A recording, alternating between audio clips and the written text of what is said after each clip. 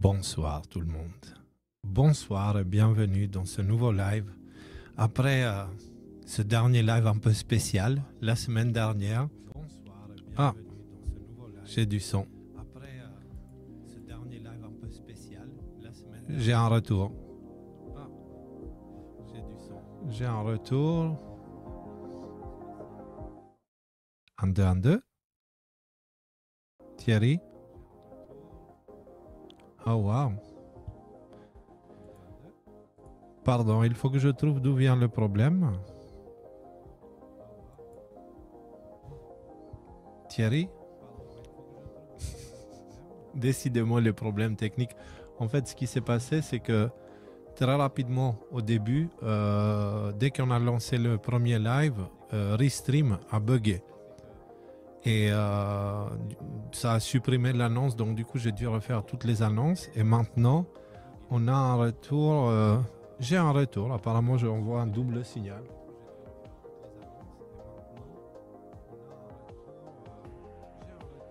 Alors, juste laissez-moi une seconde de trouver la source. Allô, allô. 1, 2, 1, 2. Alors, juste laissez-moi une seconde de trouver la source. Allô, allô. 1, 2, 1, 2. Alors, je vais faire.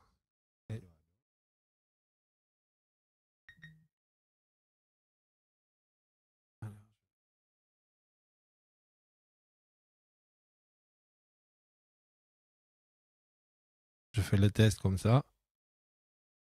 Et normalement, c'est bon. Là, j'ai plus de retour. Fou. Je fais le test comme ça. Et normalement, c'est bon. Là, j'ai plus de retour. Fou. Je fais le test comme ça.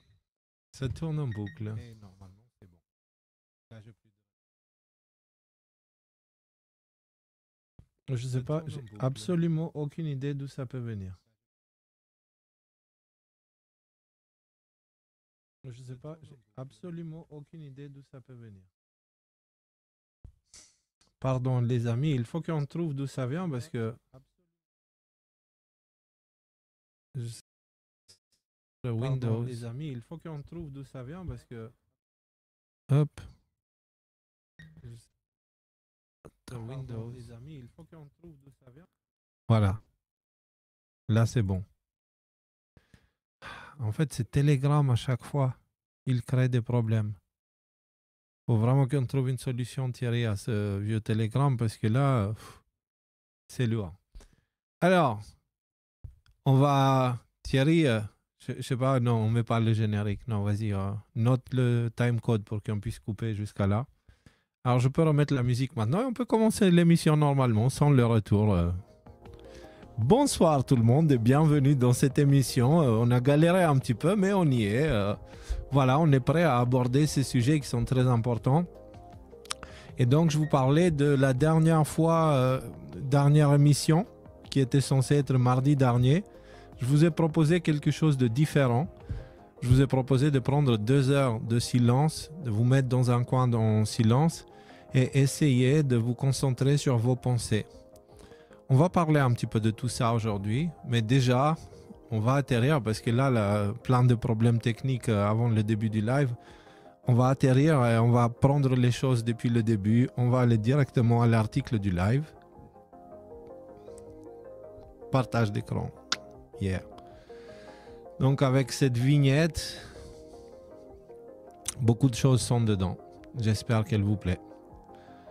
Donc, hop, comme toujours, Déco Tour 2022, vous avez l'épisode 29, rencontre avec les décos belges. Un épisode touchant. J'ai gardé certains, on va dire, certains plans, j'aurais pu les ajouter, mais je ne les ai pas ajoutés pour pas que la vidéo soit trop longue, mais c'était vraiment une journée exceptionnelle. Et cette vidéo est dédiée à Charlotte, c'est la personne que vous voyez ici, qui malheureusement a changé de vie, comme on dit chez nous en Albanie. Elle a changé de vie, elle vit dans nos cœurs à présent. Et en fait, c'était Charlotte et John, c'était les 2 personnes qui nous avaient accueillis en Belgique. Et voilà, donc Charlotte, on pense fort à toi, tu es vivante dans nos cœurs. Et merci pour qui tu étais et qui tu es. Alors, je vous conseille de regarder toujours les épisodes du Décotour simplement parce que on voit beaucoup de choses qui manquent dans le monde aujourd'hui. C'est un peu d'humanisme, un peu d'amour, un peu de positivité. Quelque chose de différent. Et c'est une très bonne nourriture pour ces moments. On va rappeler toujours que nous avons notre propre chat. Donc si vous voulez, j'ai ajouté le lien ici, comme ça vous le voyez, chat.dnm.live. Vous pouvez vous inscrire. Si la boîte mail ne fonctionne pas lors de l'inscription, c'est probablement parce qu'il y a une ou deux boîtes qui nous bloquent. Essayez avec une autre boîte mail, ça devrait fonctionner. Donc sur ce, on commence avec les mémés. Le fameux qui jouait du piano debout, on l'a trouvé. C'est le panneau qui indiquait la direction. Voilà. Chef, il manque le corps du mari. Ok, on passe le périmètre, on peigne fin. Pourquoi on peigne fin? Ben, parce qu'on cherche l'époux.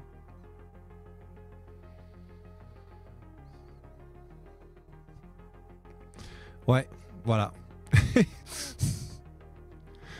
J'ai suivi une thérapie pour traiter mon ego surdimensionné. Je me sens maintenant beaucoup mieux que vous tous. D'accord? Il y a quelqu'un qui l'avait mis, je suis sûr qu'il a pensé à moi. Et mon ego surdimensionné. Ah là là. C'est quoi un gazpacho? Ben c'est un pain froid.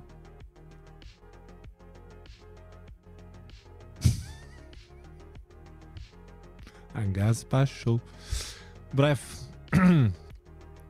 Elle devrait courir archi vite l'autruche quand elle a heurté cet arbre. Son image a été imprimée. Le pire, la raison pour laquelle je l'ai mis, c'est parce que on a le même au-dessus de sur le plafond de la chambre de nuit, au-dessus du lit. Il y a la même autruche. Je pense que le bois vient du même arbre. Incroyable.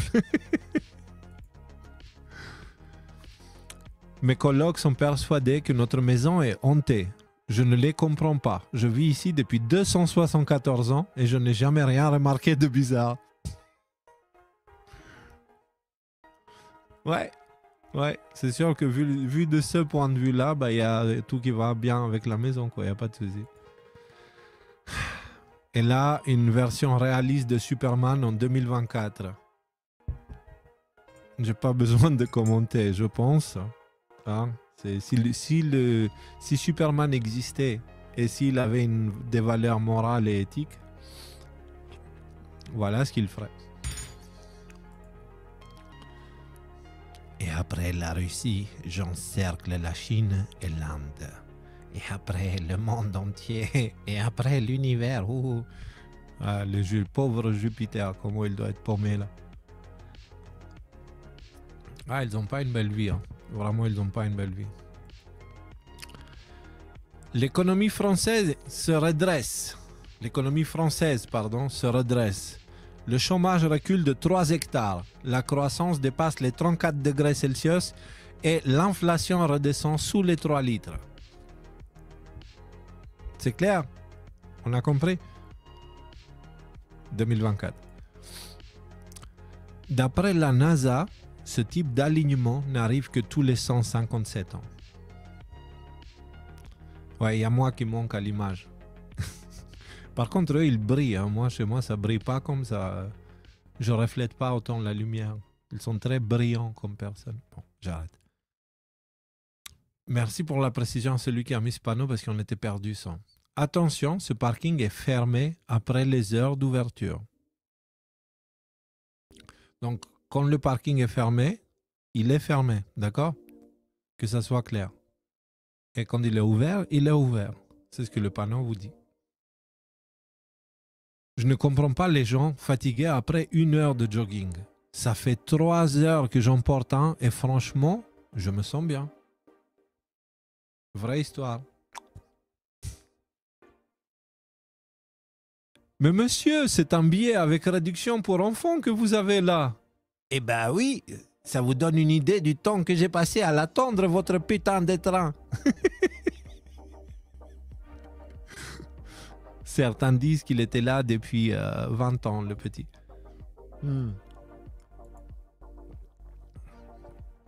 Ça, j'ai été faire un petit tour à Milan il y a quelques jours.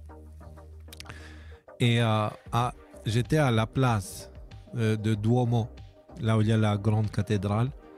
Et en fait, je voyais plein de nanas, tu sais, que de 15 ans à 40 ans. Peu importe d'où elles venaient, si elles venaient genre d'un pays nordique, scandinave, ou si elles venaient, je sais pas, de la Suisse, de la France, ou du Sud, de la Grèce ou ailleurs, les mêmes têtes, quoi. Même tête, même style, même robe, même façon de s'habiller, même façon de se maquiller. C'est quoi ce délire? C'était vraiment flippant et ça m'a fait penser à des films de zombies, des fois, avec, je sais pas, il y a quelque chose, c'est où est passée la richesse féminine, quoi. On a tous ces woke qui veulent la diversité, mais pendant qu'ils demandent la diversité, ce que je remarque dans le monde, c'est qu'il y a une uniformisation des gens. Donc, il y a l'inverse de la diversité qui est en train de se produire et c'est vraiment ça. Aujourd'hui, le maquillage, c'est allé tellement loin que n'importe quelle femme peut plus ou moins se transformer à ça. La Kim Kardashianisation des femmes. Je trouve ça vraiment triste, nul et surtout dans une époque où on parle des droits des femmes et tout ça, je trouve que c'est un peu du foutage de gueule. Mais bon, voilà, c'était pour finir en beauté. Voilà. Alors, on va commencer maintenant avec l'émission. Je vais baisser petit à petit la musique. Hop là. Et on va commencer avec une petite intro. J'arrive.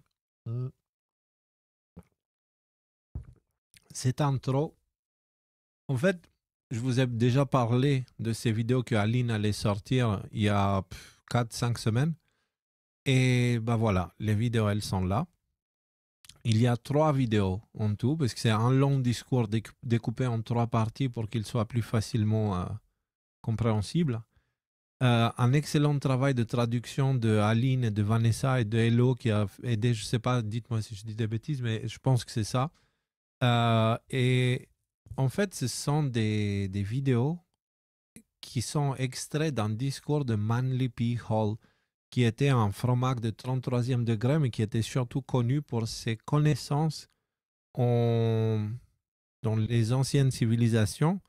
Et en fait, pas que. Il connaissait plus ou moins, il avait étudié énormément toutes les cultures anciennes à une époque où l'information était encore pas très corrompue.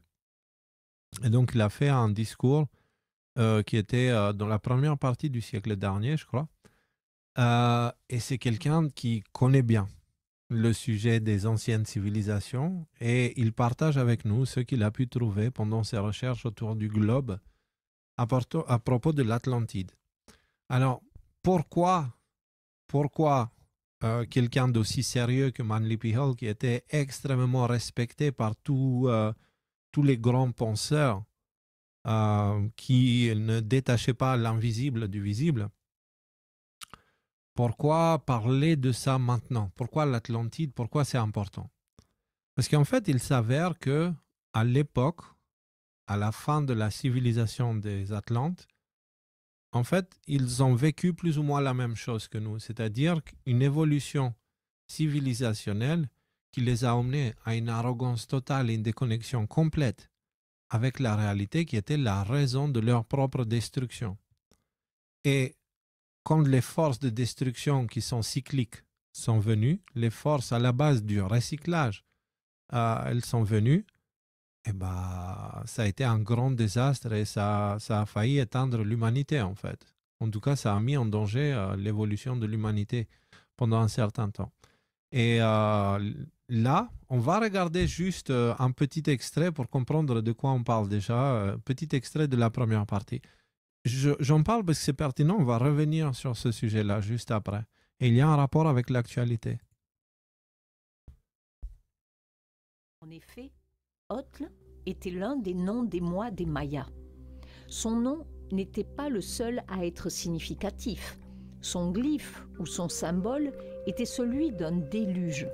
Cela semble nous donner la base réelle de notre mot, à savoir que nous avons affaire à un terme qui représente une expérience mondiale que divers pays ont expérimentée, que les circonstances étaient connues sur toute la planète, et que le nom qui a survécu jusqu'à notre discussion ici est probablement basé sur les archives de l'hémisphère occidental. Si nous prenons le terme en général, vous pouvez bien vous représenter cette région mystérieuse en regardant le Codex Troano qui se trouve au musée de Madrid, qui est l'un des documents les plus anciens des Mayas. Ce déluge particulier est marqué par les glyphes du peuple. L'histoire est racontée en images. Et parmi ces images, l'une d'entre elles représente le dragon du ciel ou le serpent du ciel en train de verser de l'eau par sa bouche. En dessous, le dieu de la mort. Le dragon du ciel qui versait de l'eau par sa bouche. C'est important. Gardons en tête cette image parce qu'on va en reparler. Mort danse en train de verser de l'eau par sa bouche. En dessous, le dieu de la mort danse sur la terre. C'était il y a longtemps, bien avant l'arrivée des Espagnols. Mais les archives vont même beaucoup plus loin. Selon les Chinois, l'existence précédente, avant notre arrivée sur cette terre, a été détruite. Le monde précédent a été détruit par l'eau, un énorme déluge. Et dans le Yiking, les 8 trigrammes de base correspondent à Noé et sa femme, à leurs 3 fils et à leurs 3 femmes. Et ce sont les 8 qui ont été sauvés, et c'est exactement ce que nous disent les Chinois. L'histoire circule donc ici et là. Vous avez compris de quoi ça parle et ça fait des liens justement en étudiant différents aspects de la culture globale, enfin, des cultures locales, et il les met dans un ensemble. Et en fait, on remarque qu'il y a les mêmes histoires qui sont racontées autour du globe, et plus tard, il vous raconte justement cette histoire-là. Qu'est-ce qu'ils ont en commun, toutes ces histoires autour du globe à propos de ce fameux déluge? Et là, on entend parler de situations, on va dire, globales qui ressemblent pas mal à celles de nos jours. C'est-à-dire, il y a une civilisation en particulier qui a évolué à un tel point où elle a voulu prendre le pouvoir sur l'ensemble. Et visiblement, au moment où elle a voulu le faire, eh ben, dès qu'elle a commencé ses efforts, il y a un énorme déluge qui est venu dévaster toute la zone qui s'était installée, cette civilisation. Parce qu'il faut savoir qu'on en parle de l'Atlantide. On ne parle pas d'un endroit géographique spécifique, c'est comme dire l'Occident. L'Atlantide, c'est comme l'Occident. Donc, dans le futur, on ne va pas parler de la culture américaine ou de la culture ceci, cela, on va parler de la culture occidentale. Et ça va être ça, l'équivalent de l'Atlantide. Okay, donc, ce n'est pas un endroit géographique. Eh bien, il se trouve que toute l'Atlantide a été impactée par cette destruction par l'eau qui, a priori, a permis aux autres civilisations autour de grandir en paix enfin et on va dire, de recommencer à faire les choses. Après, on est reparti de zéro, quoi, en gros. Et c'est très intéressant parce que d'un point de vue astrologique, il semblerait, vous savez, il y a les cycles des équinoxes qui durent à peu près 25 000 et quelques années. Et il semblerait que d'un point de vue astrologique, on est à l'inverse, on est pile de l'autre côté. C'est-à-dire à l'époque, je crois que c'était le lion, enfin je ne sais plus, mais ça regardait par là en gros, et maintenant on regarde à l'exact opposé. D'accord? On a inversé les places. Et en fait, les anciens parlent des 4 éléments et de l'éther. Si vous regardez Y-Files, vous comprenez de quoi je parle. Et en fait, ces 4 éléments sont cycliques, et en fait, ils ont tous les 4 un certain temps de domination sur la Terre. Et donc, il y a les éléments de la Terre, il y a les éléments de l'air qui sont statiques, et puis il y a 2 éléments dynamiques qui sont l'eau et le feu. L'eau, ça descend du ciel, le feu, ça fait monter les choses dans le ciel. Et donc, il semblerait que là, la dernière fois, on a été nettoyé par l'eau, et cette fois, on sera purifié par le feu. C'est ce que le Christ annonce dans la Bible quand il dit qu'il baptisera le monde par le feu. D'accord? Donc, il y a un lien entre toutes ces choses-là et le fait que nous sommes toujours dans ce moment cyclique, mais autant à l'époque, on est passé d'un monde qui était concentré sur l'invisible, sur le céleste, le monde de l'air, on est passé par le monde de l'eau, on est passé par l'eau qui a nettoyé et a posé les bases pour une nouvelle existence, mais cette fois plus ancrée dans la matière parce que c'était la période de la Terre. Et bien maintenant, il semblerait qu'on est de l'autre côté où il faut traverser le feu pour pouvoir retourner dans l'air et donc retourner dans une époque spirituelle où l'invisible devient important, où l'information est prise en compte. Et donc, il semblerait qu'on soit dans la même situation et quand on observe, que ce soit astrologiquement, que ce soit d'un point de vue civilisationnel, que ce soit d'un point de vue géopolitique, géostratégique, économique, social, tout ce que tu veux, il semblerait que nous sommes vraiment dans la veille d'une gigantesque transformation. Alors, ce qui s'est passé, je ne vous en dis pas plus. Allez regarder cette émission et maintenant, on va passer à la suite pour comprendre pourquoi je parle de tout ça, en fait. On a eu l'éclipse solaire de 2024, d'accord? Ce 8 avril, il y a eu une éclipse encore en peu de temps aux États-Unis, parce qu'il y a une autre en 2017. On va revenir sur ça un peu plus tard. Et donc, cette éclipse a fait parler beaucoup de monde, parce qu'en ce moment, vous savez, tous les médias, que ce soit les mainstream ou alternatifs, ils sont à fond laqués sur l'information et ils sont en train de tourner dans cette centrifugeuse qui nous prend, qui nous tourne et qui nous fatigue, qui nous assèche, qui est l'information. On est bombardé d'informations et de nouvelles qui nous prennent notre énergie constamment. Et dans cet élan comme ça d'information, désinformation, il y a beaucoup de choses qui ont été dites à propos de l'éclipse solaire de ce 8 avril. Moi, je vais vous apporter mon point de vue. Certains parlaient, parce que tout le monde dit il y a quelque chose qui s'est passé avec le 8 avril, il y a quelque chose, l'état profond, Certains parlaient de CERN et du fait que le 8 avril, le collisionneur allait reprendre ses activités, cette fois en poussant la force à 6,8 TeV, téravolt, j'imagine. Et certains disaient qu'ils l'ont fait parce que je ne sais pas quoi. De ce côté-là, je ne sais pas quoi dire. Je ne vois pas vraiment le rapport entre le CERN et le reste. Il doit en avoir un parce qu'il y a beaucoup de milliards qui ont été investis dedans et le CERN fait des expériences qui sont un peu spéciales parce qu'il cherche la particule de Dieu. Tu vois, et il paraît qu'ils l'ont trouvé. Et puis, du coup, qu'est-ce que ça veut dire s'ils ont trouvé Dieu? Enfin, bref. C'est un endroit très spécial, CERN. Il y a beaucoup de légendes à propos de CERN, genre de portails dimensionnels. Moi, perso, j'y crois pas. Moi, je pense que je ne sais pas. À propos de CERN, il y a beaucoup trop de mystères et c'est fait dans un endroit qui est connu pour sa discrétion, qui est la Suisse. Hein. Du coup, majoritairement la Suisse et c'est principalement géré par la Suisse. Donc, je ne sais pas quoi dire à propos de ça. Mais par contre, moi, c'est autre chose qui a attiré mon attention à propos de l'éclipse solaire. D'autres parlaient d'une mission de la NASA avec un nom étrange concernant 3 fusées qui seraient lancées pendant l'éclipse. Les fusées sondes APEP, qui vient de Atmospheric Perturbation Around Eclipse Path, donc forcé un peu pour le nom, seront lancées depuis le Wallops Flight Facility de la NASA en Virginie afin d'étudier les perturbations de l'ionosphère créées lorsque la Lune éclipse le Soleil. Très bien, et vous avez cette vidéo qui vous montre un petit peu qu'est-ce qu'ils sont censés faire, ces missiles. Ils vont arriver en altitude, voilà, il a dépassé les avions, les ballons météo, voilà, à 30 miles, ce qui fait à peu près 50 km, voilà. Dans l'ionosphère, il va lâcher, je ne sais pas si c'est un explosif ou je ne sais pas comment il va faire. Mais ils font des tests avec ça après. Et c'était soi-disant parce que les communications et je ne sais pas quoi. Bon.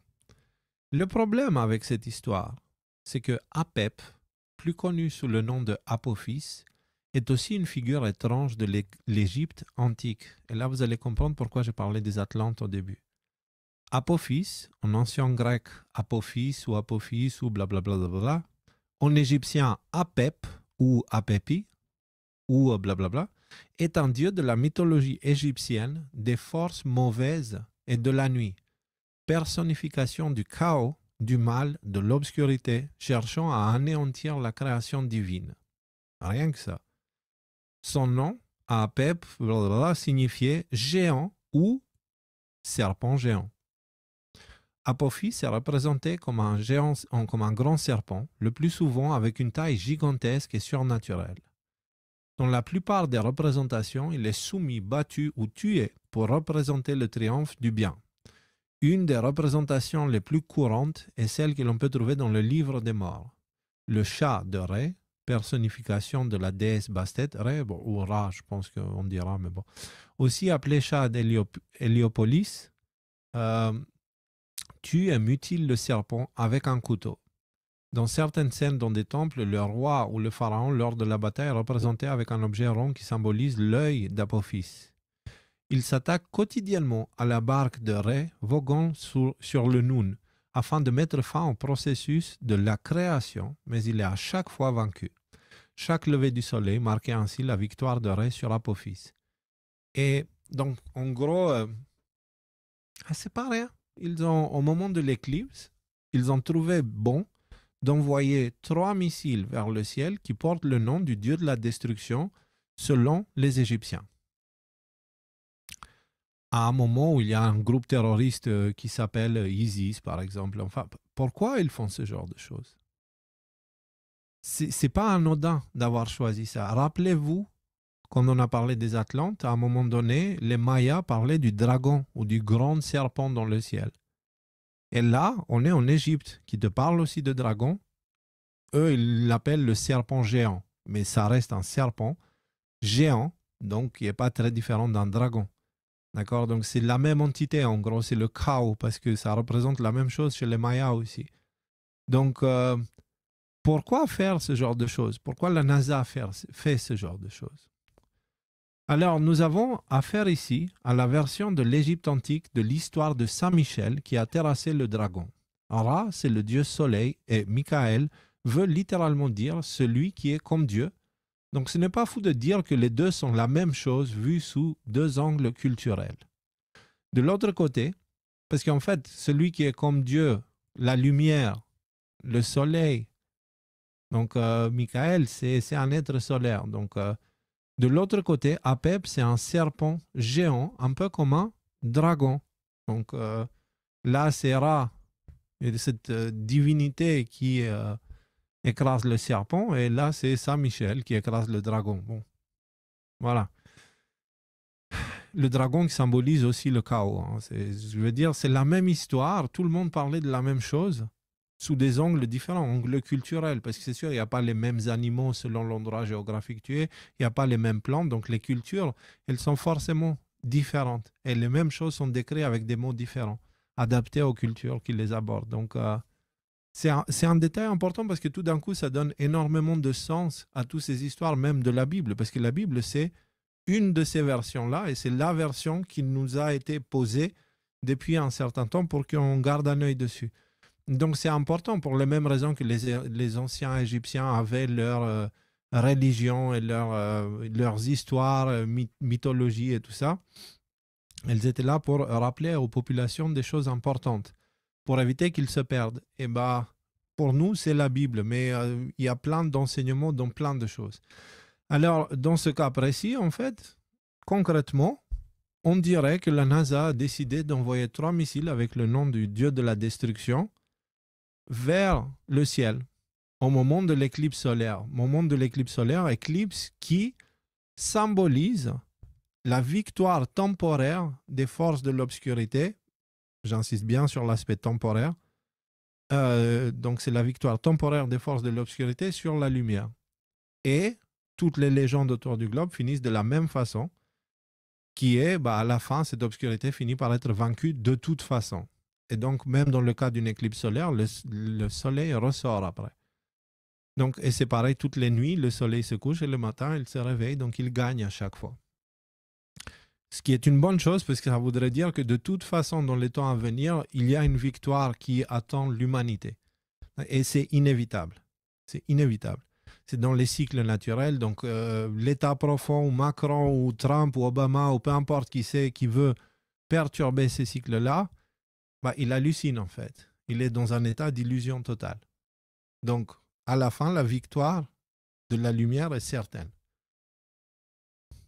Alors, moi, je pense que nous avons ici notre coupable, cette fameuse chose qui s'est passée le 8 avril qui était un peu chelou. Selon les anciens, la magie, noire ou blanche, consiste, entre autres, à faire des actes spécifiques avec des gestes spécifiques à des moments spécifiques pour poser la graine de ta volonté dans l'éther. Dans ce cas précis, ce missile vise le ciel et porte le nom de celui qui veut détruire la création. Comme si ce dieu de destruction, ou le dragon pour la référence biblique, voulait poser sa graine sur la lune pendant l'absence du soleil. D'accord? C'est pas anodin. Pour moi, ce qui s'est passé avec ces 3 missiles, c'est vraiment pas anodin du tout. C'est un acte de magie noire, c'est un appel. Qu'est-ce que ça veut dire? Ça veut dire ils font tout le nécessaire pour manipuler le subconscient pour temporairement mener l'humanité vers une destruction. C'est... Voilà. Voilà, moi, ce que je vois. Et je vois qu'ils ont posé les actes. La raison qu'eux, ils te donnent pour laquelle ils envoient les 3 missiles ne m'intéresse pas. Ce qui m'intéresse, c'est pourquoi ce nom. Pourquoi ce nom? Pourquoi appeler cette mission Apep, le dieu de la destruction? Une dernière chose intéressante. Quelle était la dernière éclipse solaire aux États-Unis? C'était celle de 2017. Qu'est-ce qu'il y a de commun entre 2017 et 2024? En 2017, c'était une année électorale et Donald Trump était le vainqueur. En 2024, il y a aussi des élections présidentielles. Et devinez qui est le candidat que les sondages donnent gagnant? C'est encore une fois Donald Trump. D'ailleurs, Trump a profité de l'éclipse solaire pour partager sa dernière vidéo de campagne électorale et la vidéo est plus qu'étrange. Il y a même une interprétation qui est particulièrement dérangeante. Je vais vous mettre la vidéo qui a été publiée par Trump lui-même.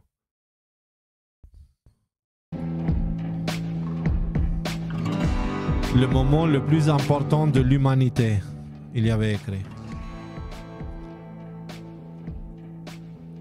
Se produira en 2024.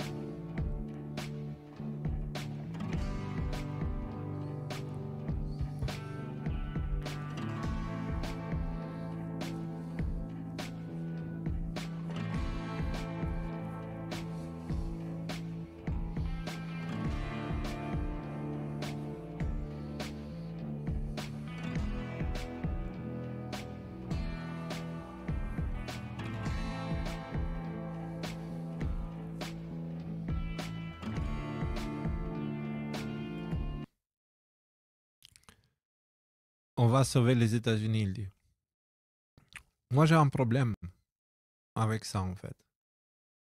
Et là, c'est littéralement l'ombre de Trump qui cache le soleil. Je ne peux m'empêcher sur ce principe de loi de rétribution. D'accord? Loi de rétribution qui veut dire qu'en ce moment, cette loi est en train de revenir, donc ça veut dire ce que tu fais te sera fait. Si tu donnes une pomme et tu as mis du venin dedans, du poison dedans, et tu le donnes à quelqu'un en lui disant que c'est une pomme, il le mange et il meurt, tu l'as empoisonné. Et donc ça veut dire que d'un point de vue loi de rétribution, c'est à toi qui revient la responsabilité. Si en revanche tu prends cette même pomme, tu l'offres à l'autre en lui disant qu'elle est empoisonnée et qu'il la mange quand même, dans ce cas, il s'est suicidé. Ce n'est plus de ta responsabilité. Et donc, pour contourner les problèmes, cette loi de rétribution est naturelle. Certains l'appellent karma, d'autres l'appellent autrement. Et cette loi naturelle est en train de revenir avec une force vraiment incroyable. Et donc, dans ce cas précis, la meilleure façon d'éviter les conséquences, quand tu veux faire des grosses magouilles, la meilleure façon, c'est de dire à tout le monde ce que tu fais. Et c'est pour ça aussi que beaucoup de complotistes ne comprennent pas pourquoi ils doivent dire toutes ces choses-là si c'est comme ça. ou les non-complotistes ne comprennent pas ça non plus d'ailleurs. Bah, pourquoi ils doivent donner les choses? Pour justement s'enlever la responsabilité de la loi de rétribution. Et donc, ils doivent te dire ce qu'ils font. Et ils le font à travers des films, l'industrie musicale, les nouvelles, les informations. Et ils te disent. Parfois, ils détournent les mots, ils contournent les mots, mais finalement, ils te donnent le message. Et donc, le fait qu'ils te le disent et que tu l'acceptes, bah, ça veut dire que tu le laisses faire. Et tu te suicides, en gros. Ils se détachent de la responsabilité de leur part. Là, Trump, ce qu'il vient de faire, c'est quelque chose qui pourrait être interprété comme je m'enlève la loi de la rétribution en vous montrant ce que je fais. Cacher le soleil. Il y a la lumière du soleil, mais il y a quelque chose qui le cache et ça, c'est la tête de Trump.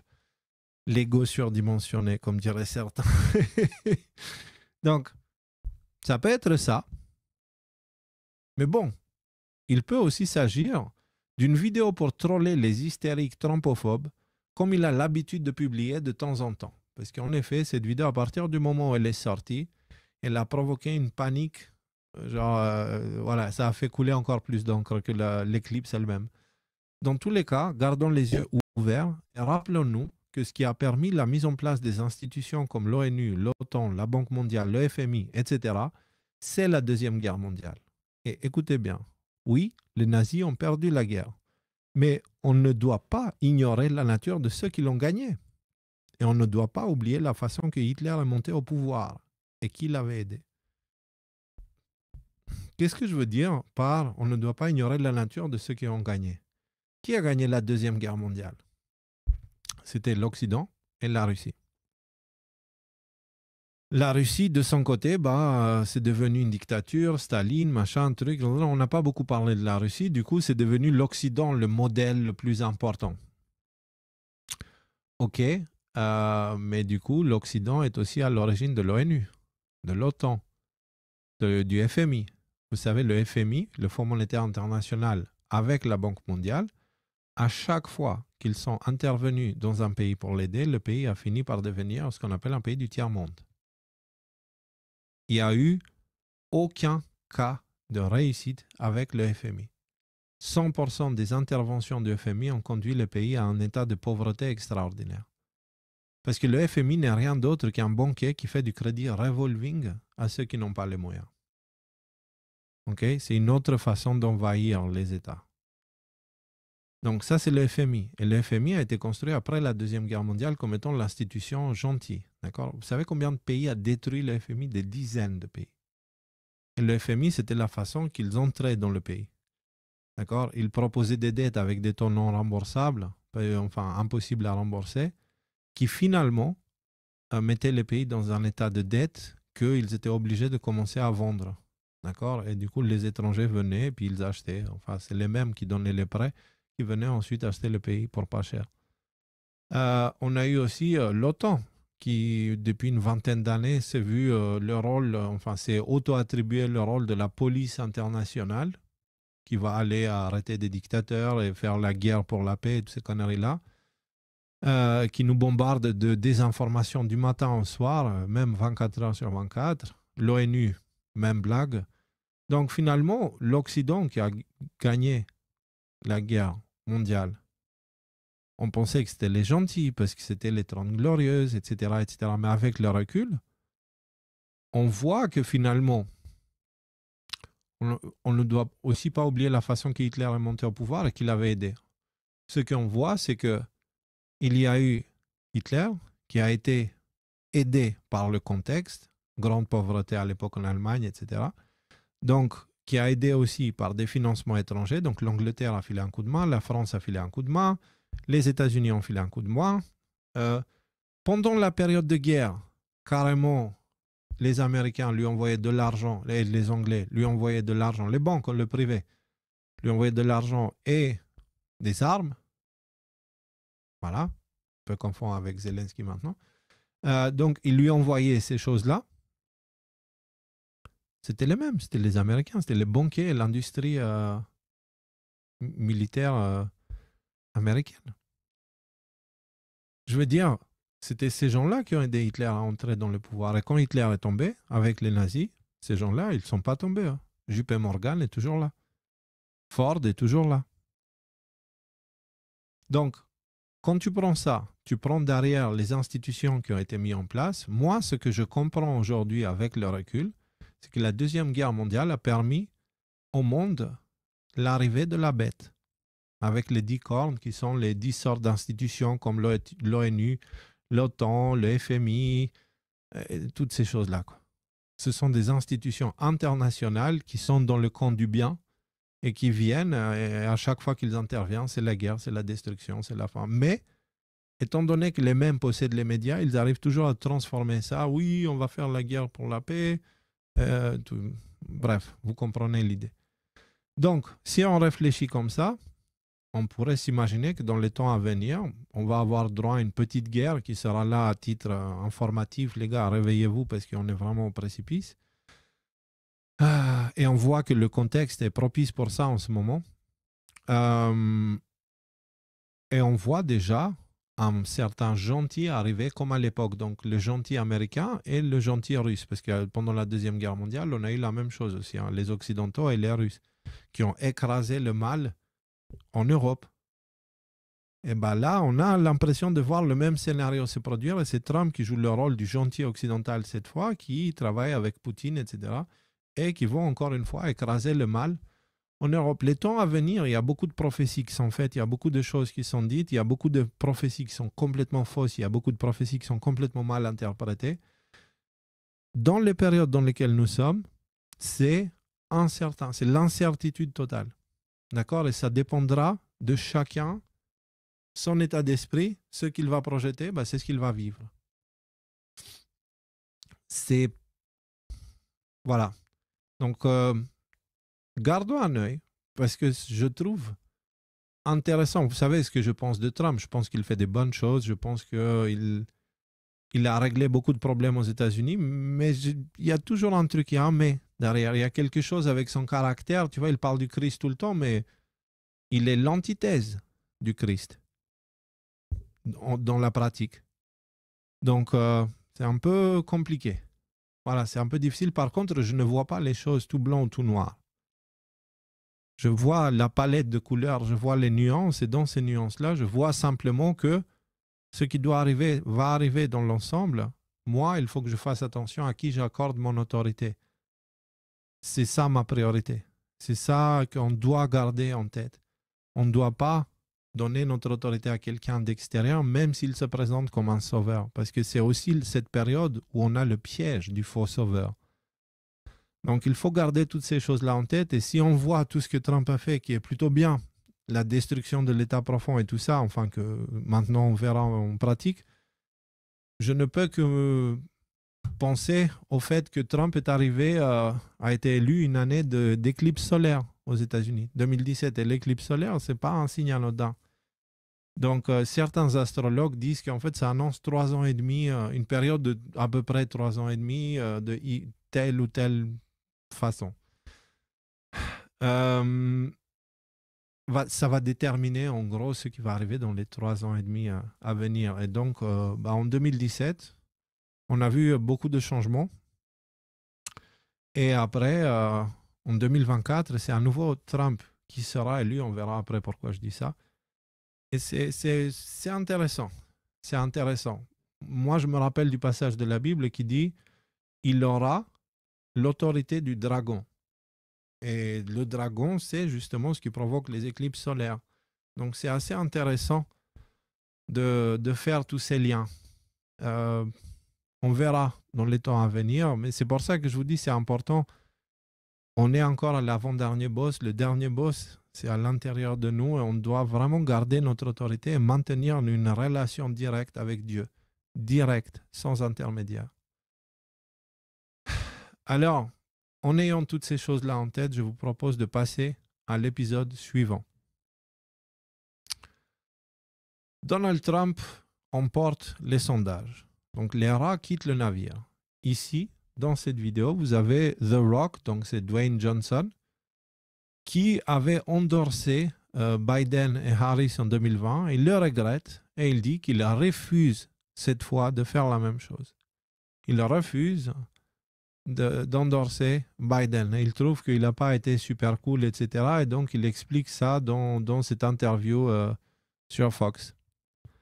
Et pourquoi je parle de lui, c'est parce qu'il n'est pas le seul. Il semblerait qu'il y en a plein qui ont compris ce qui se passe et qui sont en train maintenant de voir qu'est-ce qui est plus intéressant pour eux.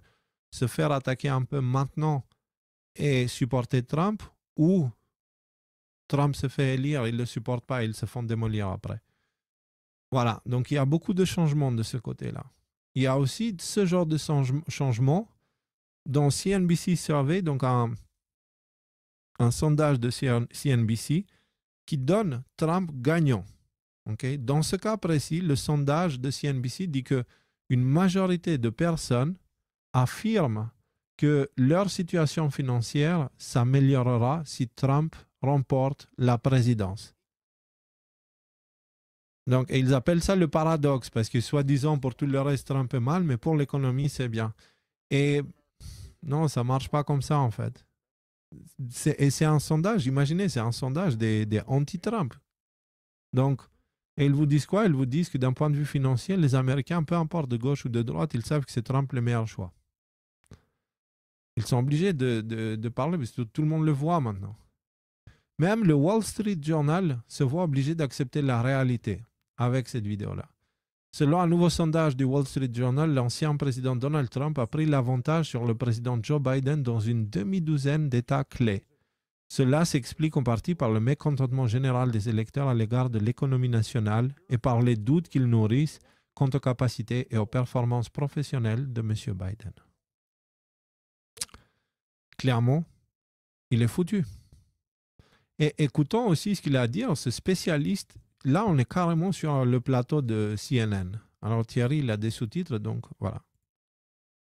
Ahead in every national poll, is ahead in most battleground states. And if the election were held today, despite 91 indictments, 4 federal trials, he's still ahead. That says a lot. And the fact is that President Biden is hemorrhaging support among African Americans, among young voters, among other voters of color. They're not excited about him. And then when you throw in the slew of independent candidates, RFK, Cornel West, Jill Stein, it doesn't look great for the president in terms of his path of winning the election. Je veux dire, c'est quand même CNN, il y a quelques jours. Voilà. Donc, clairement, l'État profond sait qu'ils ne pourront pas gagner les élections par des voies électorales. Alors, un petit rappel devient nécessaire pour remettre les choses dans le contexte, car l'État profond ne se laissera pas faire. Mais, n'oublions pas que ce sont les lois de l'univers qui gouvernent, pas la volonté des humains. Donc, n'oubliez pas qu'à la fin, quoi qu'il arrive, l'humanité reçoit à nouveau la lumière et on repart. C'est-à-dire qu'à la fin de tout ça, il y a la renaissance. Et celle-ci est inévitable. Et celle-ci, elle est... Waouh, je viens d'avoir une révélation en temps réel.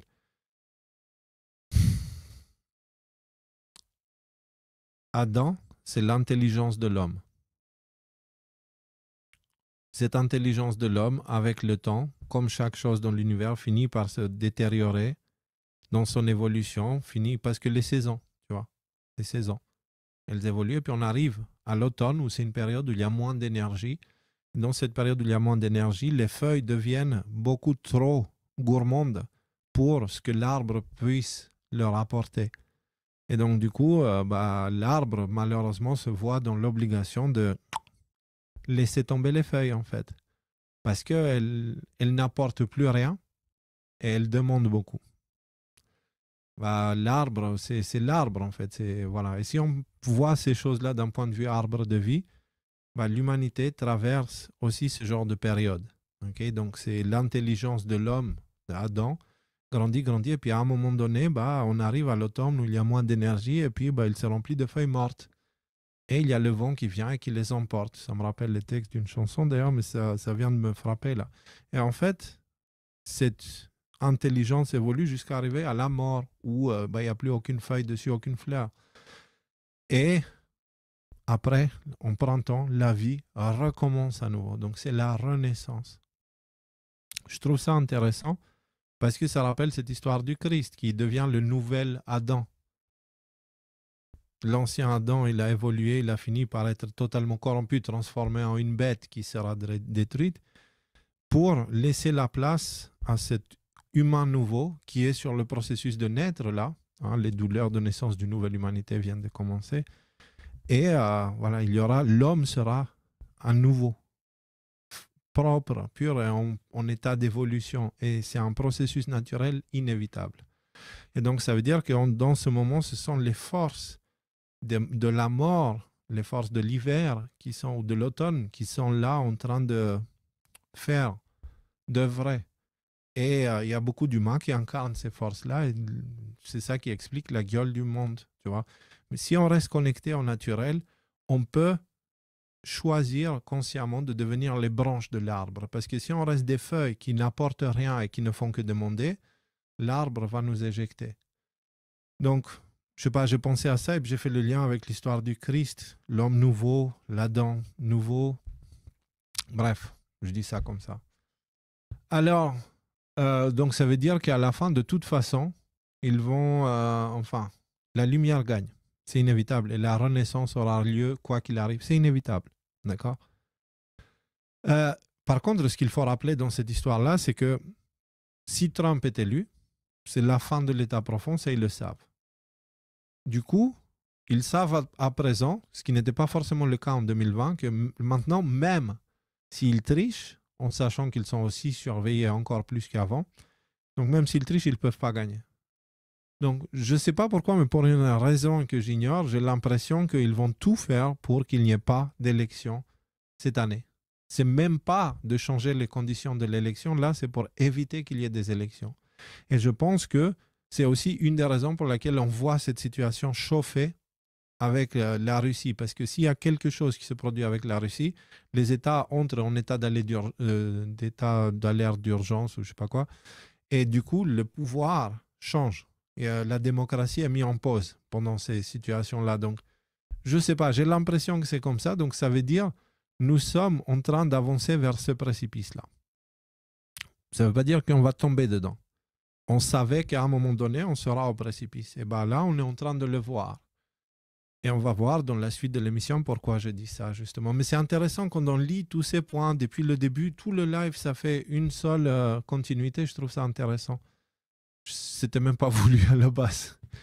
La peur, donc, c'est la dernière chose qui leur reste pour nous maintenir dans l'inaction.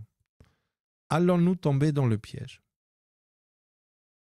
Il faut, en fait, là, la seule chose qui leur reste, c'est de faire peur, faire peur, faire peur, faire peur. Parce qu'ils n'ont plus rien d'autre que les médias de masse et quelques politiciens. C'est tout ce qui leur reste, en fait, en termes de pouvoir. Et donc, ils vont essayer de manipuler la population pour lui faire peur. Et pour que la population, en étant dans cette peur, s'immobilise, soit paralysée de peur, comme le lapin qui est pris par les feux d'une voiture. Mais allons-nous tomber dans le piège de la peur? Alors, je vais vous dire un truc, c'est que nous sommes tentés à être curieux tout le temps et à vouloir savoir ce qui se passe tout le temps. En ce moment, ce n'est pas une bonne idée. Parce que si tu ouvres les réseaux sociaux, c'est la fin du monde demain. Si tu ouvres les médias mainstream, c'est la fin du monde demain. Or, moi, je vous dis, ce n'est pas la fin du monde demain. C'est le début d'un nouveau monde aujourd'hui qu'on est en train de voir. Que ça soit clair. Donc, moi, ce soir, j'ai consciemment choisi, parce que mardi dernier, j'ai fait aussi l'expérience comme vous, d'aller dans le silence et de prendre des notes. Alors moi, je ne les ai pas pris parce que j'ai l'habitude de faire ça. Je me rappelle de ces choses-là, je les enregistre et souvent dans le silence, c'est les mêmes voix qui reviennent qui disent les mêmes choses. Et dans ce cas précis, j'avais le choix entre parcourir une actualité dans le détail et entrer dans le détail et vous parler des noms précis, des machins, des processus juridiques et de ces choses-là, ou comme j'ai fait avec Viginum et toutes ces choses-là, mais finalement, il n'y a pas grand monde qui est intéressé par ça, parce qu'en réalité, on est un peu, enfin, c'est une situation où beaucoup se sentent perdus complètement. Et c'est ce que j'ai remarqué aussi avec les montages du Décotour. Et donc, je n'ai pas l'impression que continuer dans la direction de se nourrir d'informations dans le détail soit la bonne chose à faire dans cette période-là, en fait. je pense que dans ce moment-là, il est préférable de lever le pied et d'essayer de passer à l'acte maintenant. C'est-à-dire, on a appris beaucoup de choses, on a vu beaucoup de choses et c'est le temps d'évoluer. Mais on garde un œil quand même sur les grandes lignes, mais pas dans le détail, pour ne pas être pris dedans. Et c'est marrant. Bref, ça, la raison pour laquelle je dis ça, c'est parce que j'ai vu cette vidéo de Michael que je vous propose, je vais vous partager aussi. Les médias alternatifs détruisent votre évolution. On va regarder un petit extrait, si vous me permettez. Comme disclaimer, si vous êtes nouveau sur cette chaîne, vous devez savoir que j'ai fait partie d'un média alternatif. Et je trouve qu'ils font un travail remarquable, pas uniquement celui dans lequel j'étais. Et je pense que nous avons plus que jamais besoin d'eux. Alors vous allez me dire pourquoi une telle affirmation. Peut-être vous serez d'accord avec moi si je dis que l'humanité a besoin d'évoluer. Si nous regardons ce qui a été fait jusqu'ici et la façon dont nous nous comportons avec cette terre, on peut pas dire que ça soit très reluisant. Et clairement, en continuant comme ça, on fonce droit dans le mur. Nous arrivons à un moment où nous avons un choix à faire. Nous changeons ou nous nous autodétruisons. Et le changement fait partie intégrante de l'évolution. Vous ne pouvez pas évoluer si rien ne change. Et les médias alternatifs ont un grand rôle à jouer là-dedans. Mais ils ne sont pas l'évolution dans son intégralité. Je m'explique. Si vous n'avez pas conscience de ce qui se passe dans le monde et que d'un coup vous réalisez que quelque chose ne tourne pas rond, vous allez avoir besoin de médias alternatifs pour comprendre comment le monde fonctionne en ayant des sources d'informations valides. Mais une fois que vous comprenez comment le monde fonctionne, il est temps de passer à la prochaine étape. C'est là que beaucoup de gens restent enfermés et arrêtent leur évolution. Parce que ce système veut que vous restiez endormis, biberonnés par les médias. Si vous comprenez que quelque chose ne tourne pas rond, il ne veut pas que vous commenciez à faire les changements qui vous sont nécessaires pour vous envoler. Sinon, il n'aura plus le contrôle sur vous. Donc, peu importe comment, mais pour lui, vous devez rester dans cette zone de non-changement. C'est là que, malheureusement, les médias alternatifs n'aident pas les gens à avancer. Parce que souvent, eux-mêmes restent bloqués dedans, consciemment ou inconsciemment. Perso, quand je partageais l'information, j'étais à fond sur ce qui se passait dans le monde et toujours prêt à informer les gens. Toute ma vie tournait autour de ça. Et cette période a duré un moment. Mais après un certain temps, j'ai ressenti en moi qu'il fallait maintenant passer à autre chose. Il fallait continuer à évoluer et faire autre chose pour que le monde change. Ou en tout cas... Est-ce que vous comprenez aussi la raison du départ de Michael déjà et aussi la raison du départ de Rudy et de Nikolai? Il est temps pour une évolution. Alors, eux, ils pouvaient faire cette évolution parce qu'ils ont rejoint les décodeurs en cours de route et du coup, ils ont pu le quitter. Le décodeur a continué. C'était toujours moi la fondation, on va dire, des décodeurs ADNM, Y-Files. Et du coup, eux, ils pouvaient venir et partir et toutes les missions pouvaient tenir parce que j'étais là. Le truc, c'est que maintenant, c'est à mon tour d'évoluer, mais je suis obligé, comme je l'ai déjà dit, d'avoir un pied sur Babylone et un pied sur l'autre parce qu'en tant qu'ambassadeur du Nouveau Monde, bah, mon ambassade, elle est dans l'ancien monde.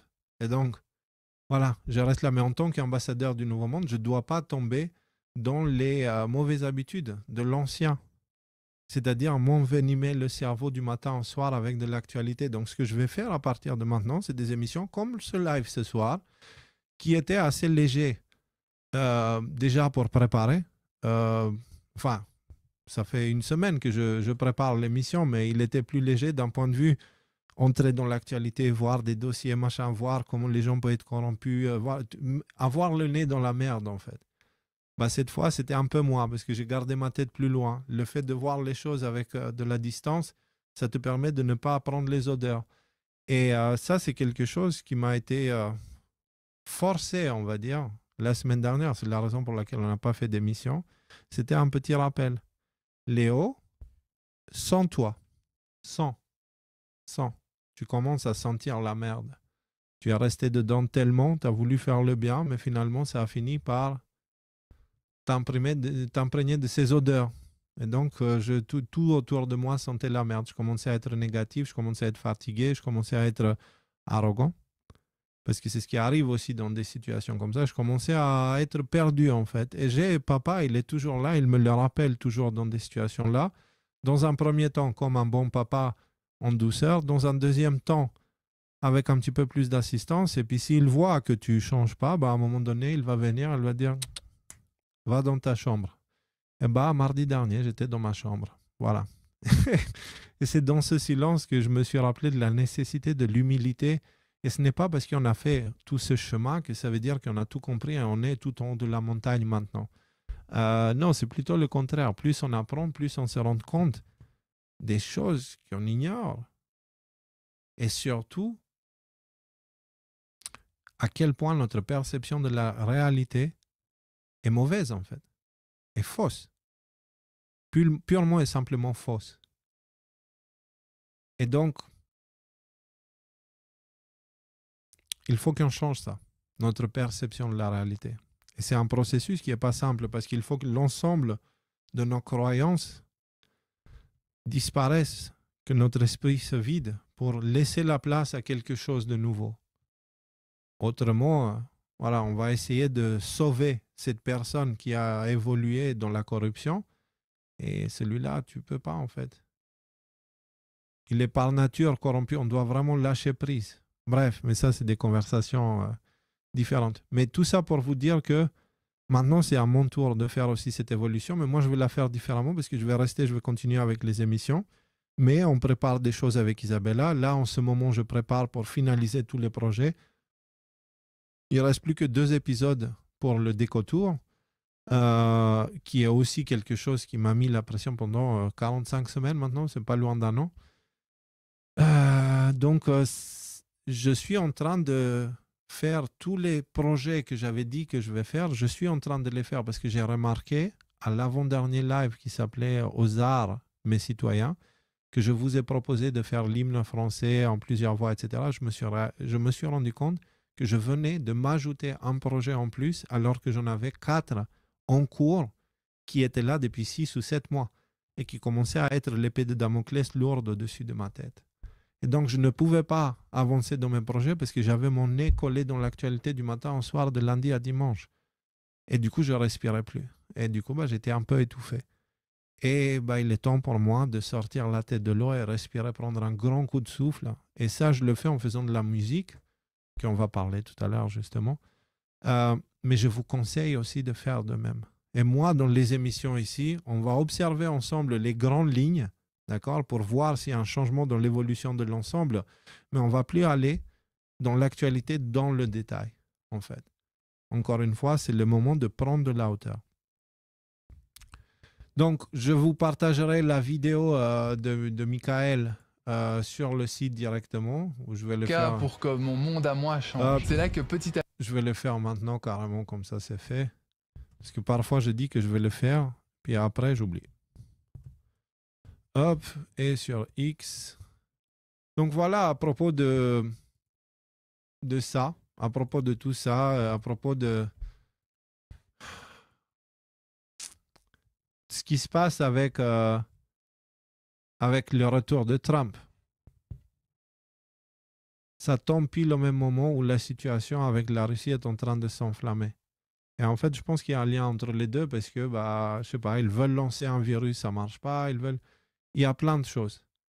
Mais dans tous les cas, on l'observe parce que pendant qu'on voit cette situation avec Trump qui est en train de gagner aux États-Unis, ce qui est plutôt une bonne nouvelle en soi, dans le sens où si Trump intervient, on a la garantie que l'OTAN ne participera pas à la guerre, enfin que les États-Unis ne vont pas aider l'OTAN dans la guerre qu'ils veulent faire face à la Russie. Et ça, c'est tant mieux, parce que sinon, je pense que le monde ne survivra pas à une guerre entre États-Unis et Russie. Donc, voilà. Mais bon, OTAN et BRICS, un cran au-dessus.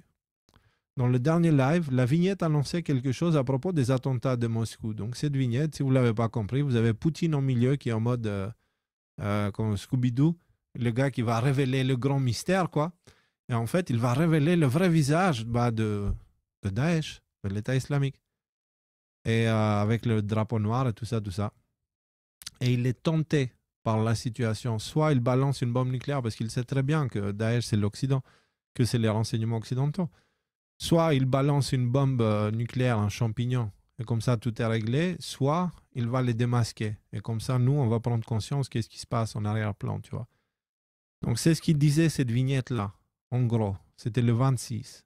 Et 10 jours plus tard, Dmitri Medvedev publiait ceci sur son Telegram. Donc, attention, accrochez-vous, ça pique. Sur les complices de l'acte terroriste commis le 22 mars à l'hôtel de ville de Crocus. Comme on le sait, En droit pénal, il est d'usage de distinguer la complicité dans la commission d'un crime lorsque plusieurs personnes y participent intentionnellement. Examinons qui sont les complices de cet acte criminel le plus grave. Donc, tout d'abord, il y a les exécutants. Avec eux, tout est clair. On attrape ces salauds sous-développés, on mène des actions d'enquête avec eux, et il est évident que malgré les multiples références à leur appartenance à ISIS ou Wilayat Khorasan, une organisation terroriste interdite en Russie, ces racailles ne sont pas des fanatiques religieux prêts à mourir pour leur foi. Ils n'ont démontré aucun attirail externe ou interne. Ce sont des tueurs à gages primitifs, engagés pour relativement peu d'argent et entraînés à tirer. Ce ne sont que des animaux, de la racaille humaine. Les organisateurs, ils sont un peu plus différents à traiter. Et c'est dans ce but que la légende de la responsabilité de l'IS, l'État islamique, a été développée, ce que les extrémistes ont volontiers confirmé. Mais ils le font toujours juste pour augmenter leur capital. Et personne n'a annulé l'argent. Ils ont probablement reçu leur argent. Mais les véritables organisateurs se cachent toujours dans l'ombre de l'État islamique. C'est le plan.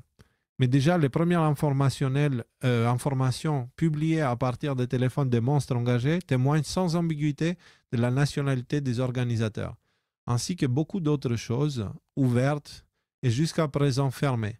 Il s'agit de fonctionnaires de l'Ukraine nazie. C'est dans leur vilain cerveau qu'est née l'idée de compenser les échecs au front par des attaques terroristes, ce qui n'est toutefois pas surprenant. Ils devront répondre de leurs actes conformément à la loi ou autrement. C'est ainsi que l'on traite les terroristes dans le monde entier. Imprescriptibilité. Voilà, ça. Et maintenant, la partie importante, enfin la plus importante. Les complices, ils sont nombreux. Leur cercle s'élargit à ceux qui ont donné des biens, de l'argent, organisé des déplacements, appris à tirer, etc.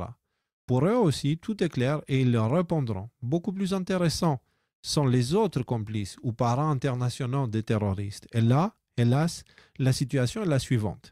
Il s'agit de hauts fonctionnaires des pays de l'OTAN.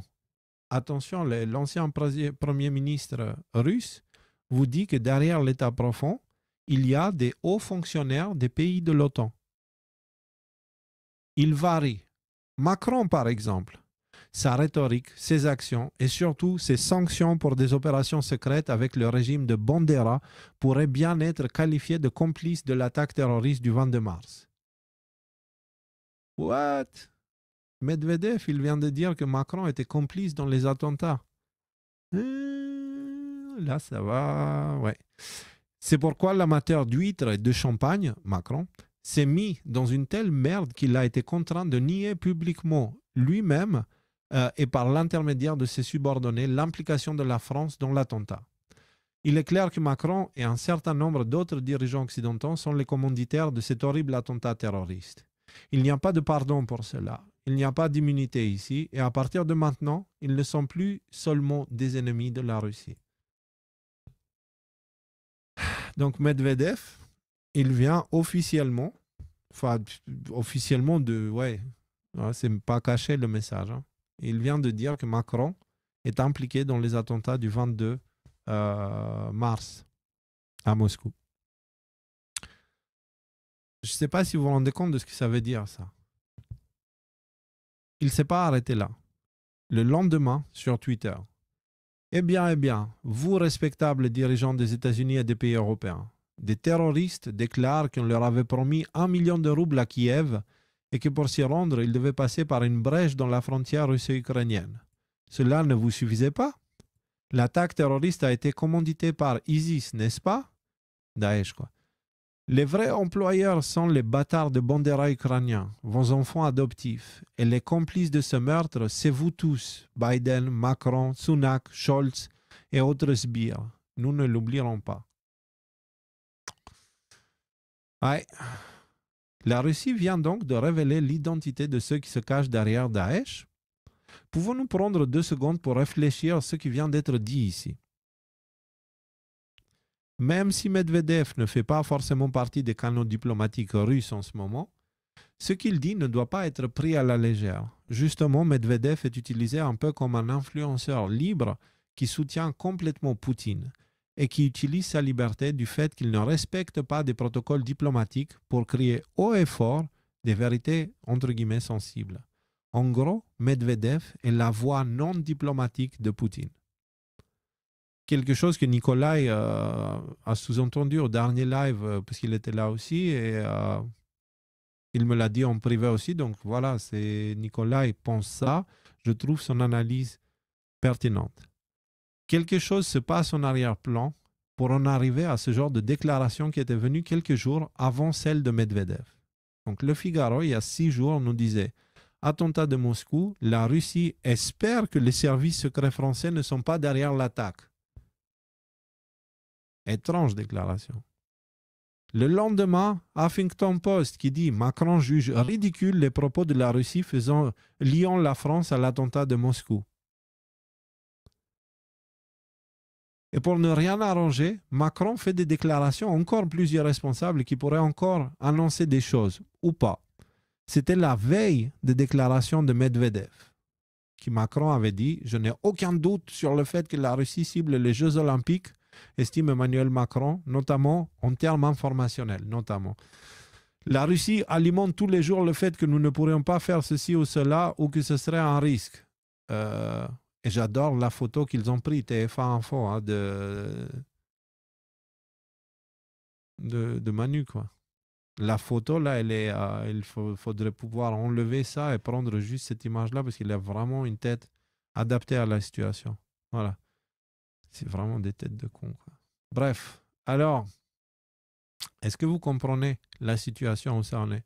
La Russie a commencé il y a 5-6 jours, donc une semaine après le live avec la vignette là-haut, a commencé à impliquer la France dans les attentats, ce qui n'est pas anodin, hein, c'est un acte de guerre.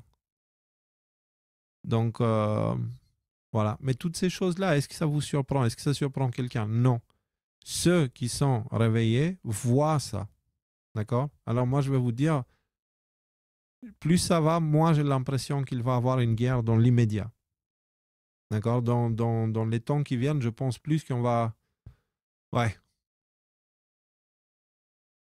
Le précipice. Il faut que quelque chose se produise pour que même la personne dans votre famille la plus endormie, au moins prenne conscience qu'il y a quelque chose qui ne va pas. Parce que s'ils ne l'ont pas compris avec le Covid et toutes les destructions des libertés qu'il y a eu pendant cette période-là, bah, ça veut dire qu'il leur faut quelque chose de plus fort. Et cette chose de plus fort, on va la passer, mais rappelez-vous, n'oubliez jamais, c'est temporaire. Comme le Covid, comme les interdictions, tout le monde à l'époque pensait « Ah, c'est la fin, on ne va plus récupérer nos droits. » Non, non, non, non. On va les récupérer.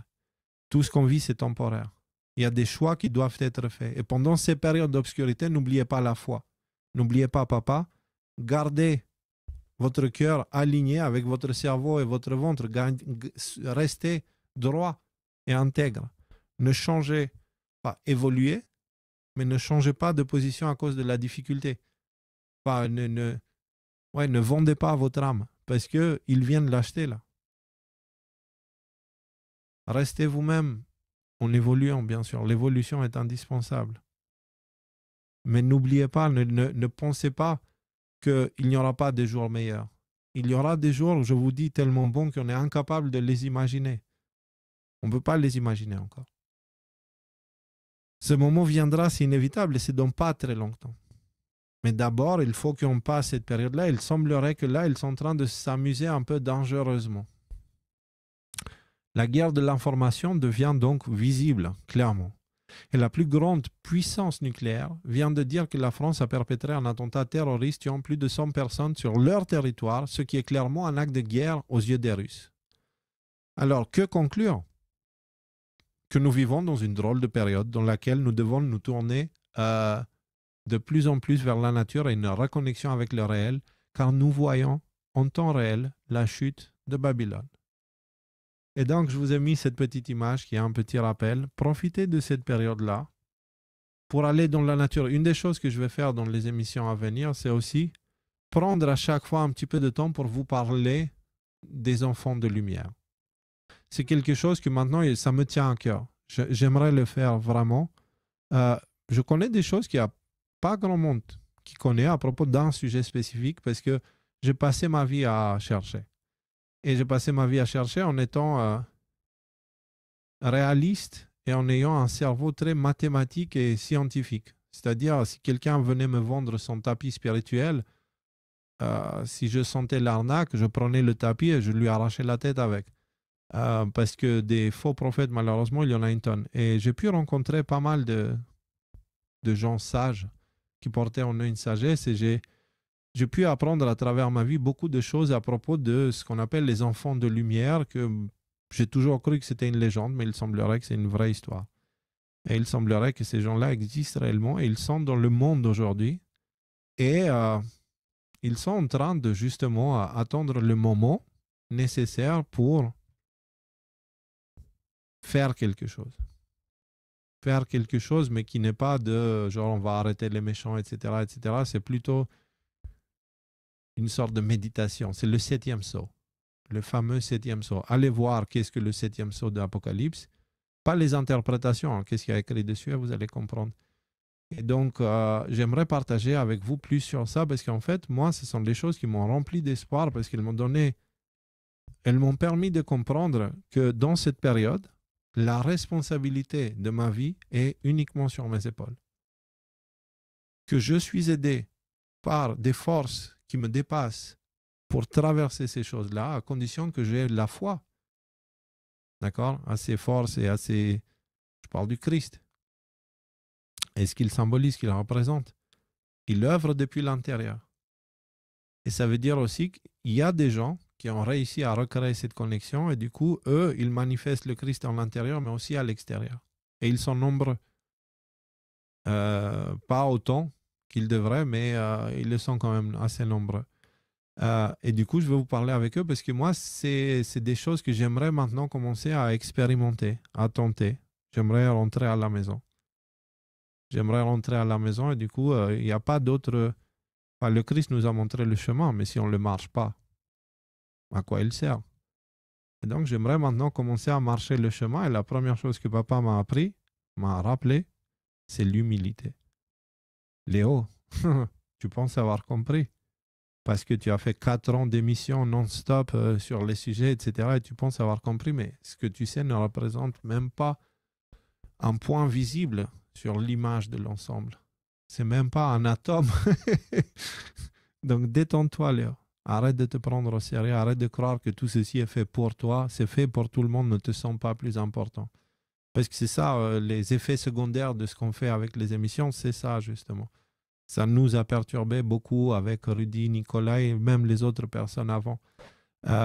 C'est assez perturbant de se retrouver dans cette situation où tu te sens comme tout le monde, mais pour une raison que tu ignores, les gens, ils t'accordent de l'importance, tu vois, parce que tu dis des choses qu'ils n'ont pas le temps de chercher, ou je ne sais pas, mais en tout cas, il y a ce danger de commencer à se croire important. Or, je vous le dis toujours, je ne suis pas important. Ce n'est pas moi qui est important.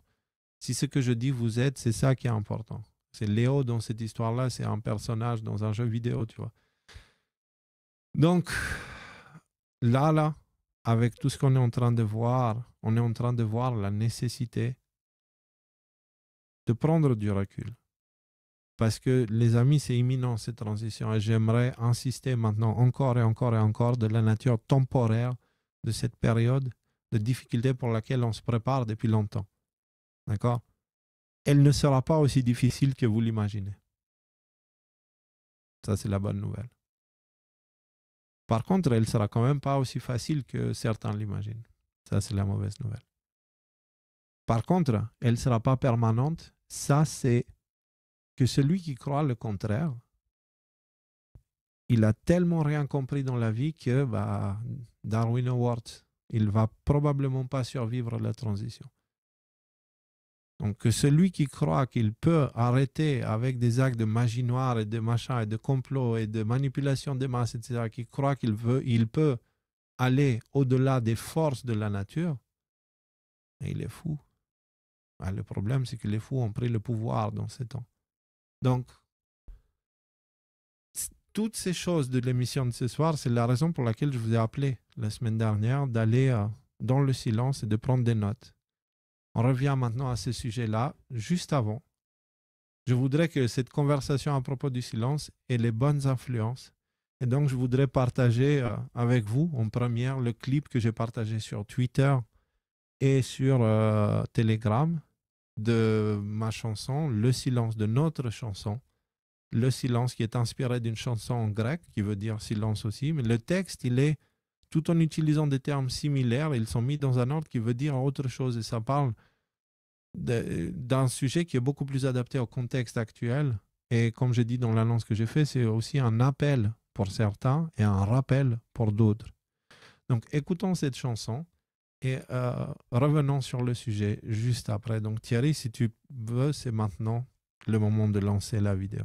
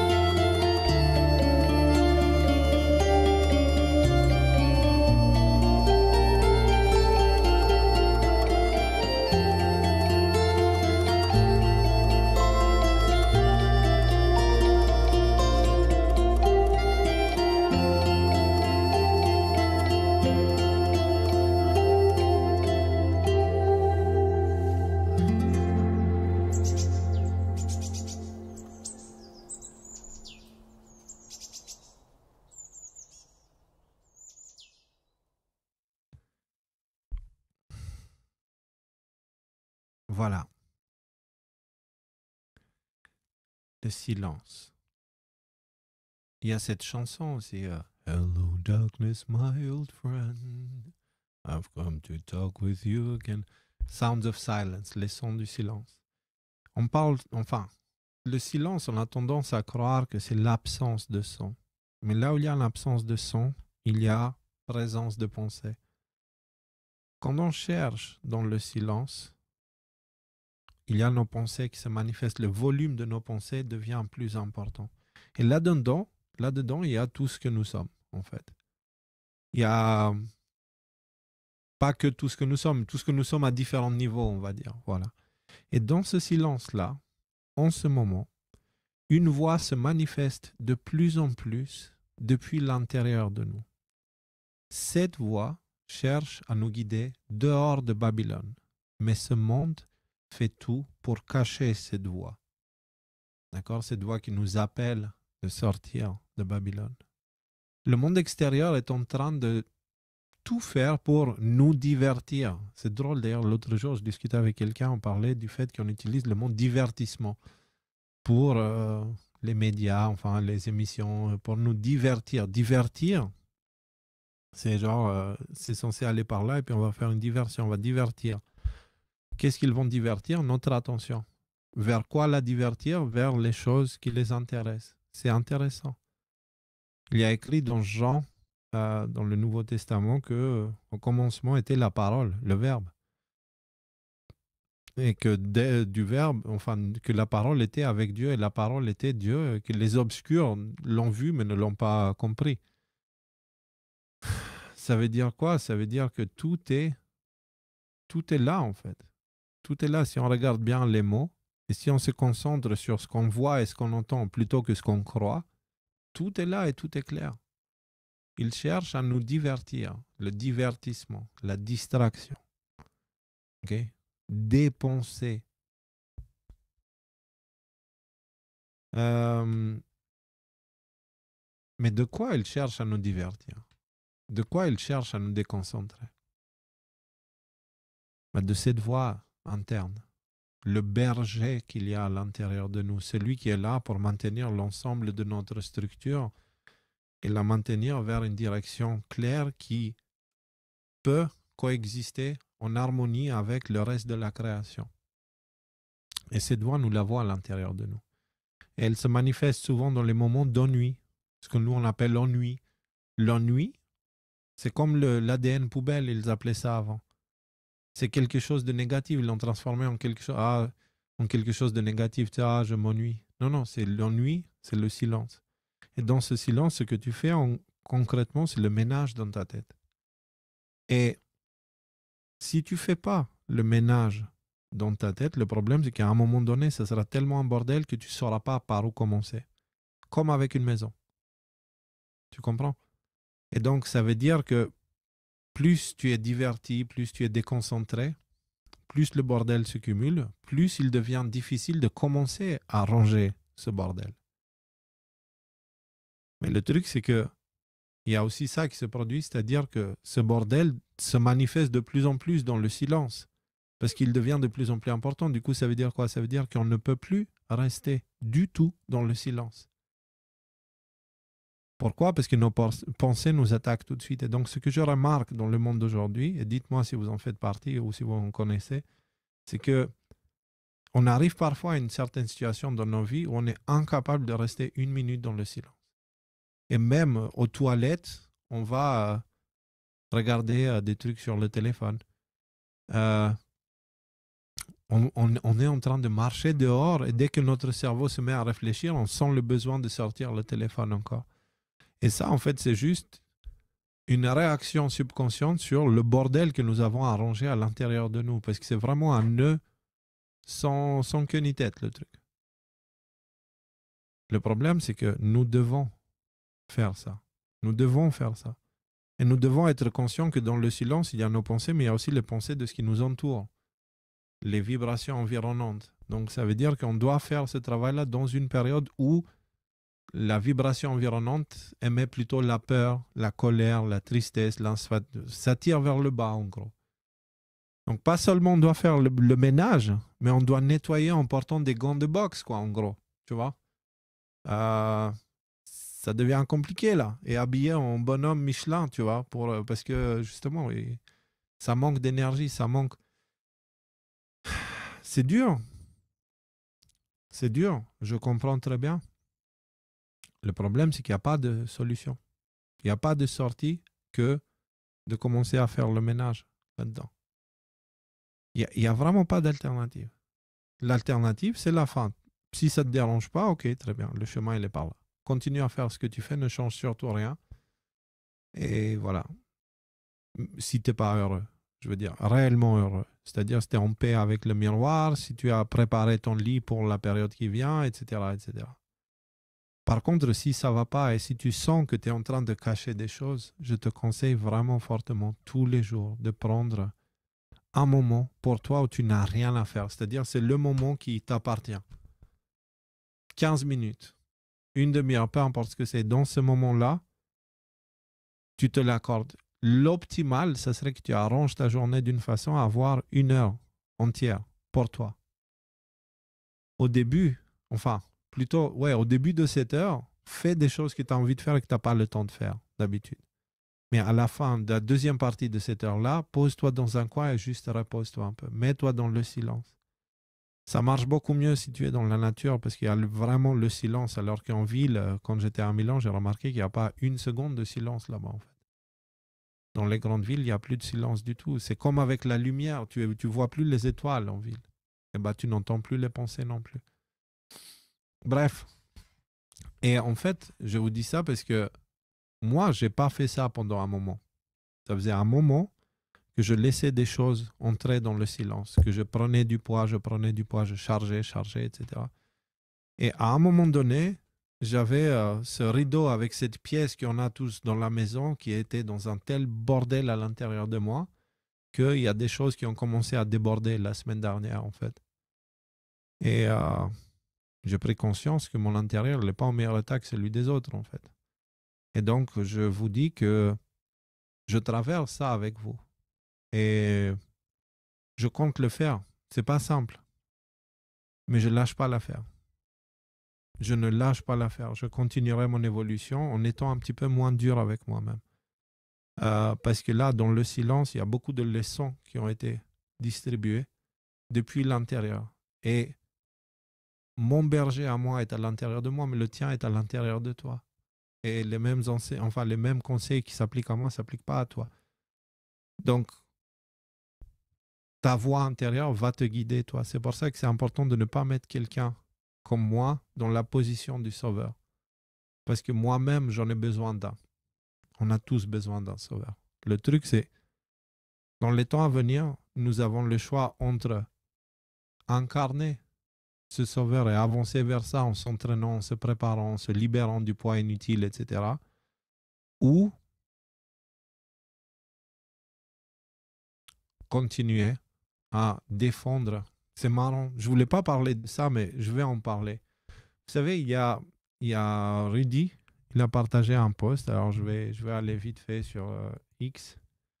Rudy a partagé un post à propos du fraude du nom légal.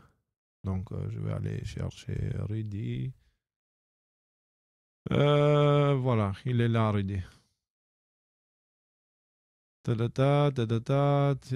Voilà. Pendant mes 3 ans passés au décodeur ou sur ADNM Live, j'ai été maintes fois sollicité à m'exprimer sur la fameuse fraude du nom légal. Ce que je n'ai jamais fait pour la simple et bonne raison que je ne comprends pas ce sujet. Cette vidéo de la démoquerie, parce qu'en fait, à ce couple-là, franchement, pardonnez-moi, mais c'est vraiment une caricature. C'est une caricature, c'est-à-dire de personnes qui n'ont absolument aucune idée de quoi ils parlent, mais qui sont convaincus parce qu'ils ont donné leur autorité à des médias alternatifs. Genre, ils ont arrêté de manger la désinformation des médias mainstream et ils prennent maintenant celle des médias alternatifs. Et ils font des choses qui les mettent dans une situation qui, à la fois, les endette envers les autres, parce que là, les pauvres gendarmes, quoi. Ils ont été patients. Ils ont été patients. Je sais, ça énerve tout le monde que je me mets à leur place aussi. Ce sont des humains aussi. Je ne peux pas ignorer ça. Et voir l'ignorance de ces individus avec l'arrogance qui vient avec, Pour moi, c'est juste perturbant, en fait, parce qu'il y a des médias qui ont alimenté cette chose-là, cette mentalité, cette ignorance qui l'ont nourrie avec et qui ont donné l'arrogance, tu vois. Ces personnes-là, elles sont convaincues qu'elles ont raison. Le truc, c'est que le problème, en gros, c'est un arrêt des gendarmes qui veulent faire un alcotest et eux, ils disent « Ouais, nous ne sommes pas des citoyens, je ne sais pas quoi, parce que fraude du non légal et parce que le Commonwealth, machin, tribunal et trucs mûches, à sortir des choses dont ils n'ont absolument aucune idée de quoi ils parlent. Ils ne savent pas faire autre chose que répéter ce qu'ils ont appris via le média qui leur a mis ça dans la tête. » Il y a beaucoup de gens qui croient à ça, fraude du non légal. Moi, je vais vous dire quelque chose. Cette histoire de fraude du non légal, c'est la version facile de quelque chose de bien réel, mais c'est la version facile remplie de pièges qui t'attire vers ta propre destruction. La fraude du non légal, elle ne se fait pas au niveau de l'État, elle se fait à l'intérieur de toi. Ça veut dire, oui, il y a une fraude qui a été commise sur ton être et tu n'es pas ce prénom, tu n'es pas ce nom, tu es avant tout un être humain avec des droits qui sont les mêmes pour tous les êtres vivants sur la Terre. Et ces droits-là, ils viennent de la nature, ils ne viennent pas de l'État. D'accord? Et donc, à la base, tu es ça, tu es un humain universel. Mais, on t'a appris depuis que tu es petit que tu as un prénom et que tu es ce prénom. On t'a appris depuis petit que tu as un corps et que tu es ce corps. On t'a appris petit à petit que tu as une suite de souvenirs et que tu es cette suite de souvenirs. Et donc, tu finis par t'identifier à ton nom et prénom. Et du coup, quand on te dit « Qui es-tu ?», tu finis par répondre « Martin » ou « Jean-Pierre » ou « Micheline » ou « Paulette », je ne sais pas. Je réponds comme ça. Alors qu'en réalité, qui je suis? Un humain. Simple. Mon prénom ne te donne rien sur qui je suis. Vous savez, cette histoire des prénoms tels qu'ils sont mis aujourd'hui, c'est quelque chose d'assez récent, mais historiquement, les prénoms, c'était plutôt des titres. Des titres qui désignaient l'esprit que tu incarnes. Donc, c'est pour ça que dans les textes anciens, on remarque souvent dans l'évolution de quelqu'un, il y a un changement de prénom. Le Christ lui-même, il a changé de prénom plusieurs fois. Au début, quand il est venu dans le monde, c'était Emmanuel, qui voudrait dire, littéralement en hébreu, c'était pas son prénom, il l'appelait pas « Wesh, Emmanuel, t'as vu ?» C'est pas comme ça. Ils l'ont appelé Emmanuel dans les écrits parce que ça veut dire Dieu est avec nous. Donc, il était la présence divine avec nous. Et ça s'écrit, il était Emmanuel. Voilà. Après, il est devenu Yeshua. Yeshua qui est le courage, qui est le sauveur, qui est l'archétype du sauveur. Mais qui se manifeste à l'intérieur. Le sauveur, le berger, le courageux. Celui qui se sacrifie pour être au service des autres, qui reste droit, intègre, stoïque, toutes ces bonnes choses, quoi, que des qualités. Et donc, est-ce que moi, je suis Leonardo? Je me suis aussi fait baptiser en Grèce, dans une église orthodoxe. Je me suis baptisé Georgos et Léonidas. Donc, Georges et Léonidas. Est-ce que ceux-là sont mes prénoms? Est-ce que je suis Georges ou Léonidas? Moi, je vais vous dire, je ne suis aucun de ces trois prénoms, je suis les trois en même temps. Mais je ne me définis pas par mes prénoms. Même si parfois dans mes actes ou parfois dans ma façon d'être, je l'oublie, cette notion d'un grand tout disparaît temporairement, elle finit toujours par revenir. Et donc, la véritable fraude, elle est là. Mais ça veut dire qu'il y a des efforts de mon côté à faire pour ne pas tomber dans toutes sortes de pièges où je finis par me réidentifier à nouveau avec mon nom, prénom, parce que dès que tu fais ça, tu commences les drames et les histoires, tu prends les choses personnellement, etc. etc. Donc, c'est pas forcément... il faut garder cette vision de l'ensemble, mais il faut avancer vers ce chemin-là. C'est important. Et donc, oui, la fraude du non légal, d'une certaine façon, elle est réelle. Mais par contre, elle ne se fait pas au niveau de l'État. Parce qu'après, derrière, tu as l'État et cette identité qu'ils t'ont donnée, c'est ce qui permet à l'État de pouvoir t'identifier parmi un tas d'autres et qui sert à l'origine, ça sert le principe du bien vivre ensemble. Okay? Et donc, c'est des moyens de s'identifier avec des lois qu'on a posées entre nous qui, bien sûr, avec le temps, ils ont fini par devenir totalement corrompus, comme aujourd'hui, avec une justice qui est complètement aveugle. Et on est... Cette histoire de fraude légale, de fraude non légale, quand vous l'apprenez de l'intérieur et que vous essayez d'arrêter de vous identifier à ce nom et prénom et vous commencez à vous identifier à l'humain universel que vous êtes et à tout ce que vous incarnez, là déjà, vous êtes en train d'avancer pour sortir de Babylone. Et là, vous comprenez l'importance de donner à César ce qui est à César. Parce que justement, le problème de ces deux personnes, c'est ce qu'ils n'ont pas compris. Ils avaient une voiture, mais ils ne voulaient pas, c'est-à-dire ils avaient une voiture qu'ils pouvaient avoir uniquement grâce au système qui est mis en place, le système de Babylone. Ils avaient la voiture, mais ils ne voulaient pas l'avoir selon les règles de Babylone. Le problème, c'est que c'est Babylone qui t'a donné la voiture, tu es obligé de l'avoir selon les règles de Babylone. Si tu n'es pas content, va te plaindre à Babylone, mais ne va surtout pas dire « j'ai la voiture, j'utilise les routes de Babylone, mais que je n'ai pas de compte à rendre à Babylone. » Ça, c'est de la folie. Et ça, c'est justement la version facile, c'est-à-dire ce sont des personnes qui cherchent des réponses faciles à cause d'une souffrance intérieure de cette injustice et tout ça. Ils cherchent des réponses faciles parce qu'ils cherchent quelque chose pour calmer la souffrance qu'ils ont. Et puis, ils peuvent tomber sur tout et n'importe quoi comme piège. Donc, quand vous parlez du fraude du non légal et vous finissez comme ces gens-là, là, ils ont réussi à la fois de vous détruire vous et votre compréhension de la réalité et de ce que nous sommes censés faire dans cette période-là, et ils ont réussi à décrédibiliser tous ceux qui bientôt viendront vous dire « vous n'êtes pas le prénom et le nom que vous avez. Vous êtes un humain universel derrière. » Et à cause des individus comme ça, en fait, ceux qui viendront pour dire ces choses-là, ils seront passés pour des cons. Donc, voilà pourquoi je n'aborde pas le sujet de fraude du non légal. Parce que quand j'étais dans le silence, cette histoire de fraude du non légal, elle m'a dit « Léo, non, ça c'est la réponse facile. La réponse difficile, c'est en général la réponse qui te demande de faire quelque chose. Toi, c'est la bonne réponse en général.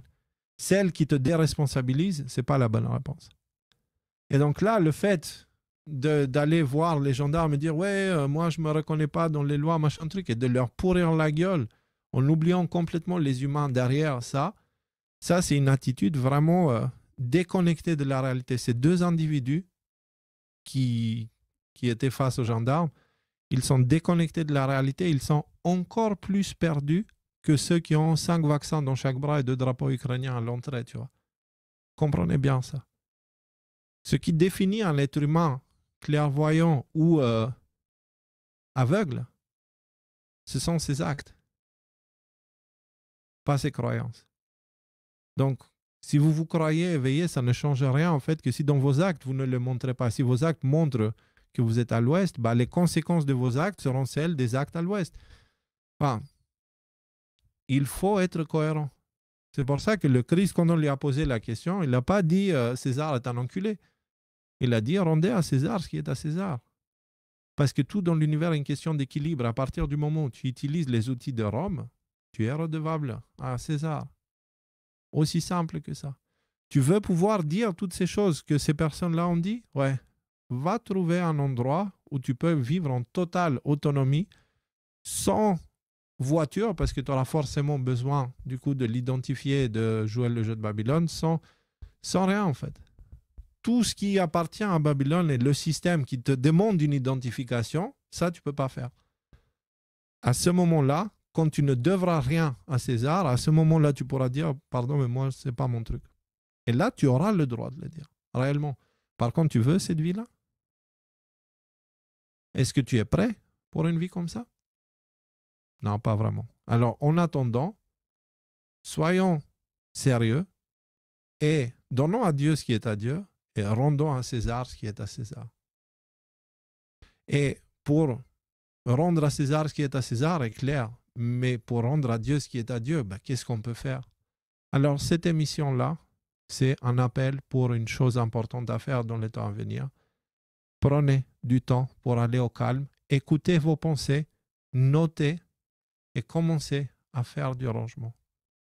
Alors, comme on a parlé de magie noire au début de l'émission, là, cette fois, on va parler de magie blanche. Je vous ai expliqué qu'une forme, enfin, ce qu'on fait dans la magie, entre autres, c'est de poser des actes dans le concret. D'accord? On va faire ensemble un coup de magie blanche. C'est pas pour rien que j'ai publié le morceau au moment de l'éclipse. Eux, ils faisaient leur magie noire avec leurs missiles. Moi, je posais autre chose dedans. C'était ma façon. D'autres ont fait encore autre chose. Alors, ce que je vous propose, c'est dans les temps à venir, prenez le temps d'écrire vos pensées et faites de la magie blanche pour vous poser les actes. Ça veut dire quoi? Ça veut dire commencer à ranger votre maison. Commencez à poser, mais genre à ranger et à nettoyer. Si votre maison n'est pas rangée et si votre maison n'est pas nettoyée, c'est le moment de le faire. Et pendant le nettoyage, à la limite, une petite musique de fond, mais soyez attentifs à vos pensées. Ça, c'est un exercice à faire. Allez, on va sortir ensemble de Babylone, on se prend la main et on le fait tous ensemble. Je vais faire la même chose que vous. Parce que chez moi aussi, comme c'est une maison, il y a aussi des animaux, etc., il y a des pièces où on ne peut plus entrer dedans. La même chose existe à l'intérieur de moi. Il y a des endroits de ma tête où je n'ai même plus accès, tellement c'est le bordel. Et donc, commençons par faire un peu de ménage. Commençons par faire du ménage à l'intérieur de chez nous. Et commençons par faire du ménage à l'intérieur de chez nous aussi. Et donc, d'ici la prochaine émission, voilà les conseils concrets. Parce qu'on me dit, ouais Léo, qu'est-ce qu'on peut faire concrètement? Concrètement, commence par ranger ta maison, ta chambre, ta pièce, là où tu habites, l'endroit où tu vis, et fais en sorte qu'elle reste rangée. C'est la première chose déjà. Et mets ça dans tes priorités au-dessus de tout. Bien sûr, si tu as des enfants malades ou des trucs comme ça, bon, n'exagérons rien, mais voilà, ça c'est prochaine mission. Vous avez une semaine pour le faire. Je pense que ça laisse assez de temps. Et moi, je vais faire pareil, je vous tiendrai au courant. Et cherchez le silence. Et quand vous savez pas, quand vous n'arrivez pas avec le silence, faites des choses. Par exemple, moi, je vais aller jouer au basket un petit peu tout seul. Tout seul. Et au moment où je joue au basket, il y a aussi mes pensées. Le fait de faire quelque chose, mes pensées, elles ne viennent pas toutes en même temps. Ce n'est pas trop difficile à faire. Ou je vais aller marcher dans la nature. Moi, ce qui m'a beaucoup sauvé, c'est le fait d'avoir des chiens. Parce que je suis obligé de les sortir 3 fois par jour. Donc, que je le veuille ou non, je suis obligé de les sortir, marcher avec eux un total de 1h30, 2 heures par jour. Et pendant ces moments-là de marche, comme c'est un peu montagneux, je ne peux pas toujours faire avec le téléphone dans la main, donc je suis obligé. Le contexte m'a obligé. Moi, c'est drôle, mon chien s'appelle Fortuna, qui veut dire la chance. Elle a une histoire intéressante, Fortuna. C'est un touriste italien qui l'avait trouvé en Albanie, à côté de l'autoroute. Et ma sœur, elle avait vu le chien, elle s'était arrêtée pour aller le prendre, mais le touriste italien était là et puis le gardait dans la main. Il disait, oh, pauvre petite chose, mais t'inquiète pas, tu vas avoir une belle vie. Et c'est au moment où l'Italien disait una buona fortuna ou quelque chose comme ça, une belle vie, ma sœur est arrivée et elle pensait que c'est le chien qui s'appelle Fortuna, du coup ils l'ont appelé Fortuna. Et d'une façon ou d'une autre, le chien il est allé en France, il est resté là-bas 1 an, il a été sauvé et à un moment donné il a fini chez nous. Et ce chien qui s'appelait Fortuna, je n'étais pas conscient que c'était ma fortune à moi. C'était cette chose qui m'a beaucoup aidé. Bien sûr, Isabella, la famille et tout ça, évidemment. Mais Fortuna, oui, parce qu'en disant rien, simplement en étant, elle me demandait tous les jours de la sortir et cette marche quotidienne m'a sauvé la vie. Et du coup, moi j'ai les chiens, je suis obligé de le faire. Si vous n'avez pas d'animaux, mais sortez quand même. Sortez marcher, ça aussi pour penser et réfléchir, c'est une bonne chose. Mais faites ces choses-là, parce que le temps vient, les amis. Bientôt, vous allez être beaucoup plus fervents, beaucoup plus demandeurs à ce genre de conseils concrets. N'attendez pas le dernier moment, commencez dès maintenant, parce que toujours quand les choses sont faites dans la précipitation, elles sont faites moins bien. Là, pour l'instant, on a encore du temps. Silence, rangement à la maison, rangement à l'intérieur et on se retrouve mardi prochain avec un live qui sera à peu près comme celui-là, avec un peu d'actualité, mais vu sous un autre angle. Parce que maintenant, les ambassadeurs du Nouveau Monde doivent ouvrir l'ambassade. Il y a des demandes d'immigration pour quitter Babylone. Que ceux qui sont intéressés entendent ce message-là. Sur ce, je vous souhaite, soyez tous bénis et en paix. Et on va remettre la chanson et on finit sur ce clip et sur son appel.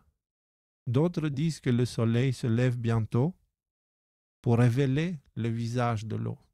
Le silence, c'est l'eau. Pour révéler le visage de l'eau. Les anges regardent la lumière des enfants sous garde, qui sont à la fois sous garde, mais sous garde, ça veut dire aussi autre chose. En un mot, sous-garde. C'est intéressant. Finissons sur ça parce que c'est ce que je crois, ce que tu crois, ce qu'on croit n'est pas aussi important que ce qui se passera réellement.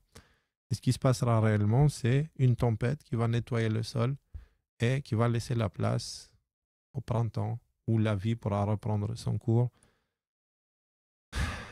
dans une beauté qu'on n'est pas capable d'imaginer tellement on a été corrompu sur plusieurs générations. Et ça arrive. Cette beauté arrive. Et on va la voir tous ensemble. C'est inévitable. Sur ce, soyez tous bénis et en paix. Bonne nuit.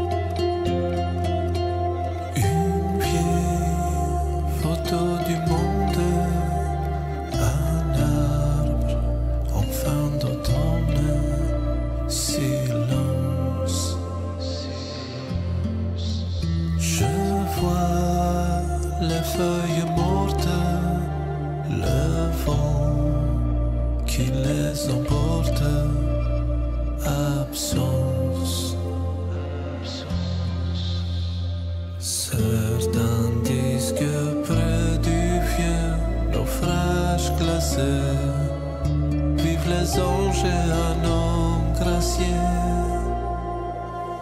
Ils dansent ensemble sur le vague qui transcende le temps, l'infini. La ville comme un bateau sur les eaux qui vivent l'aventure. La vie, nuages et coups de foudre qui viennent pour nous absoudre. La pluie, certains disent que près du vieux naufrage glacé vivent les anges et un homme gracié. Ils dansent ensemble sur les vagues qui transcendent le temps, l'infini.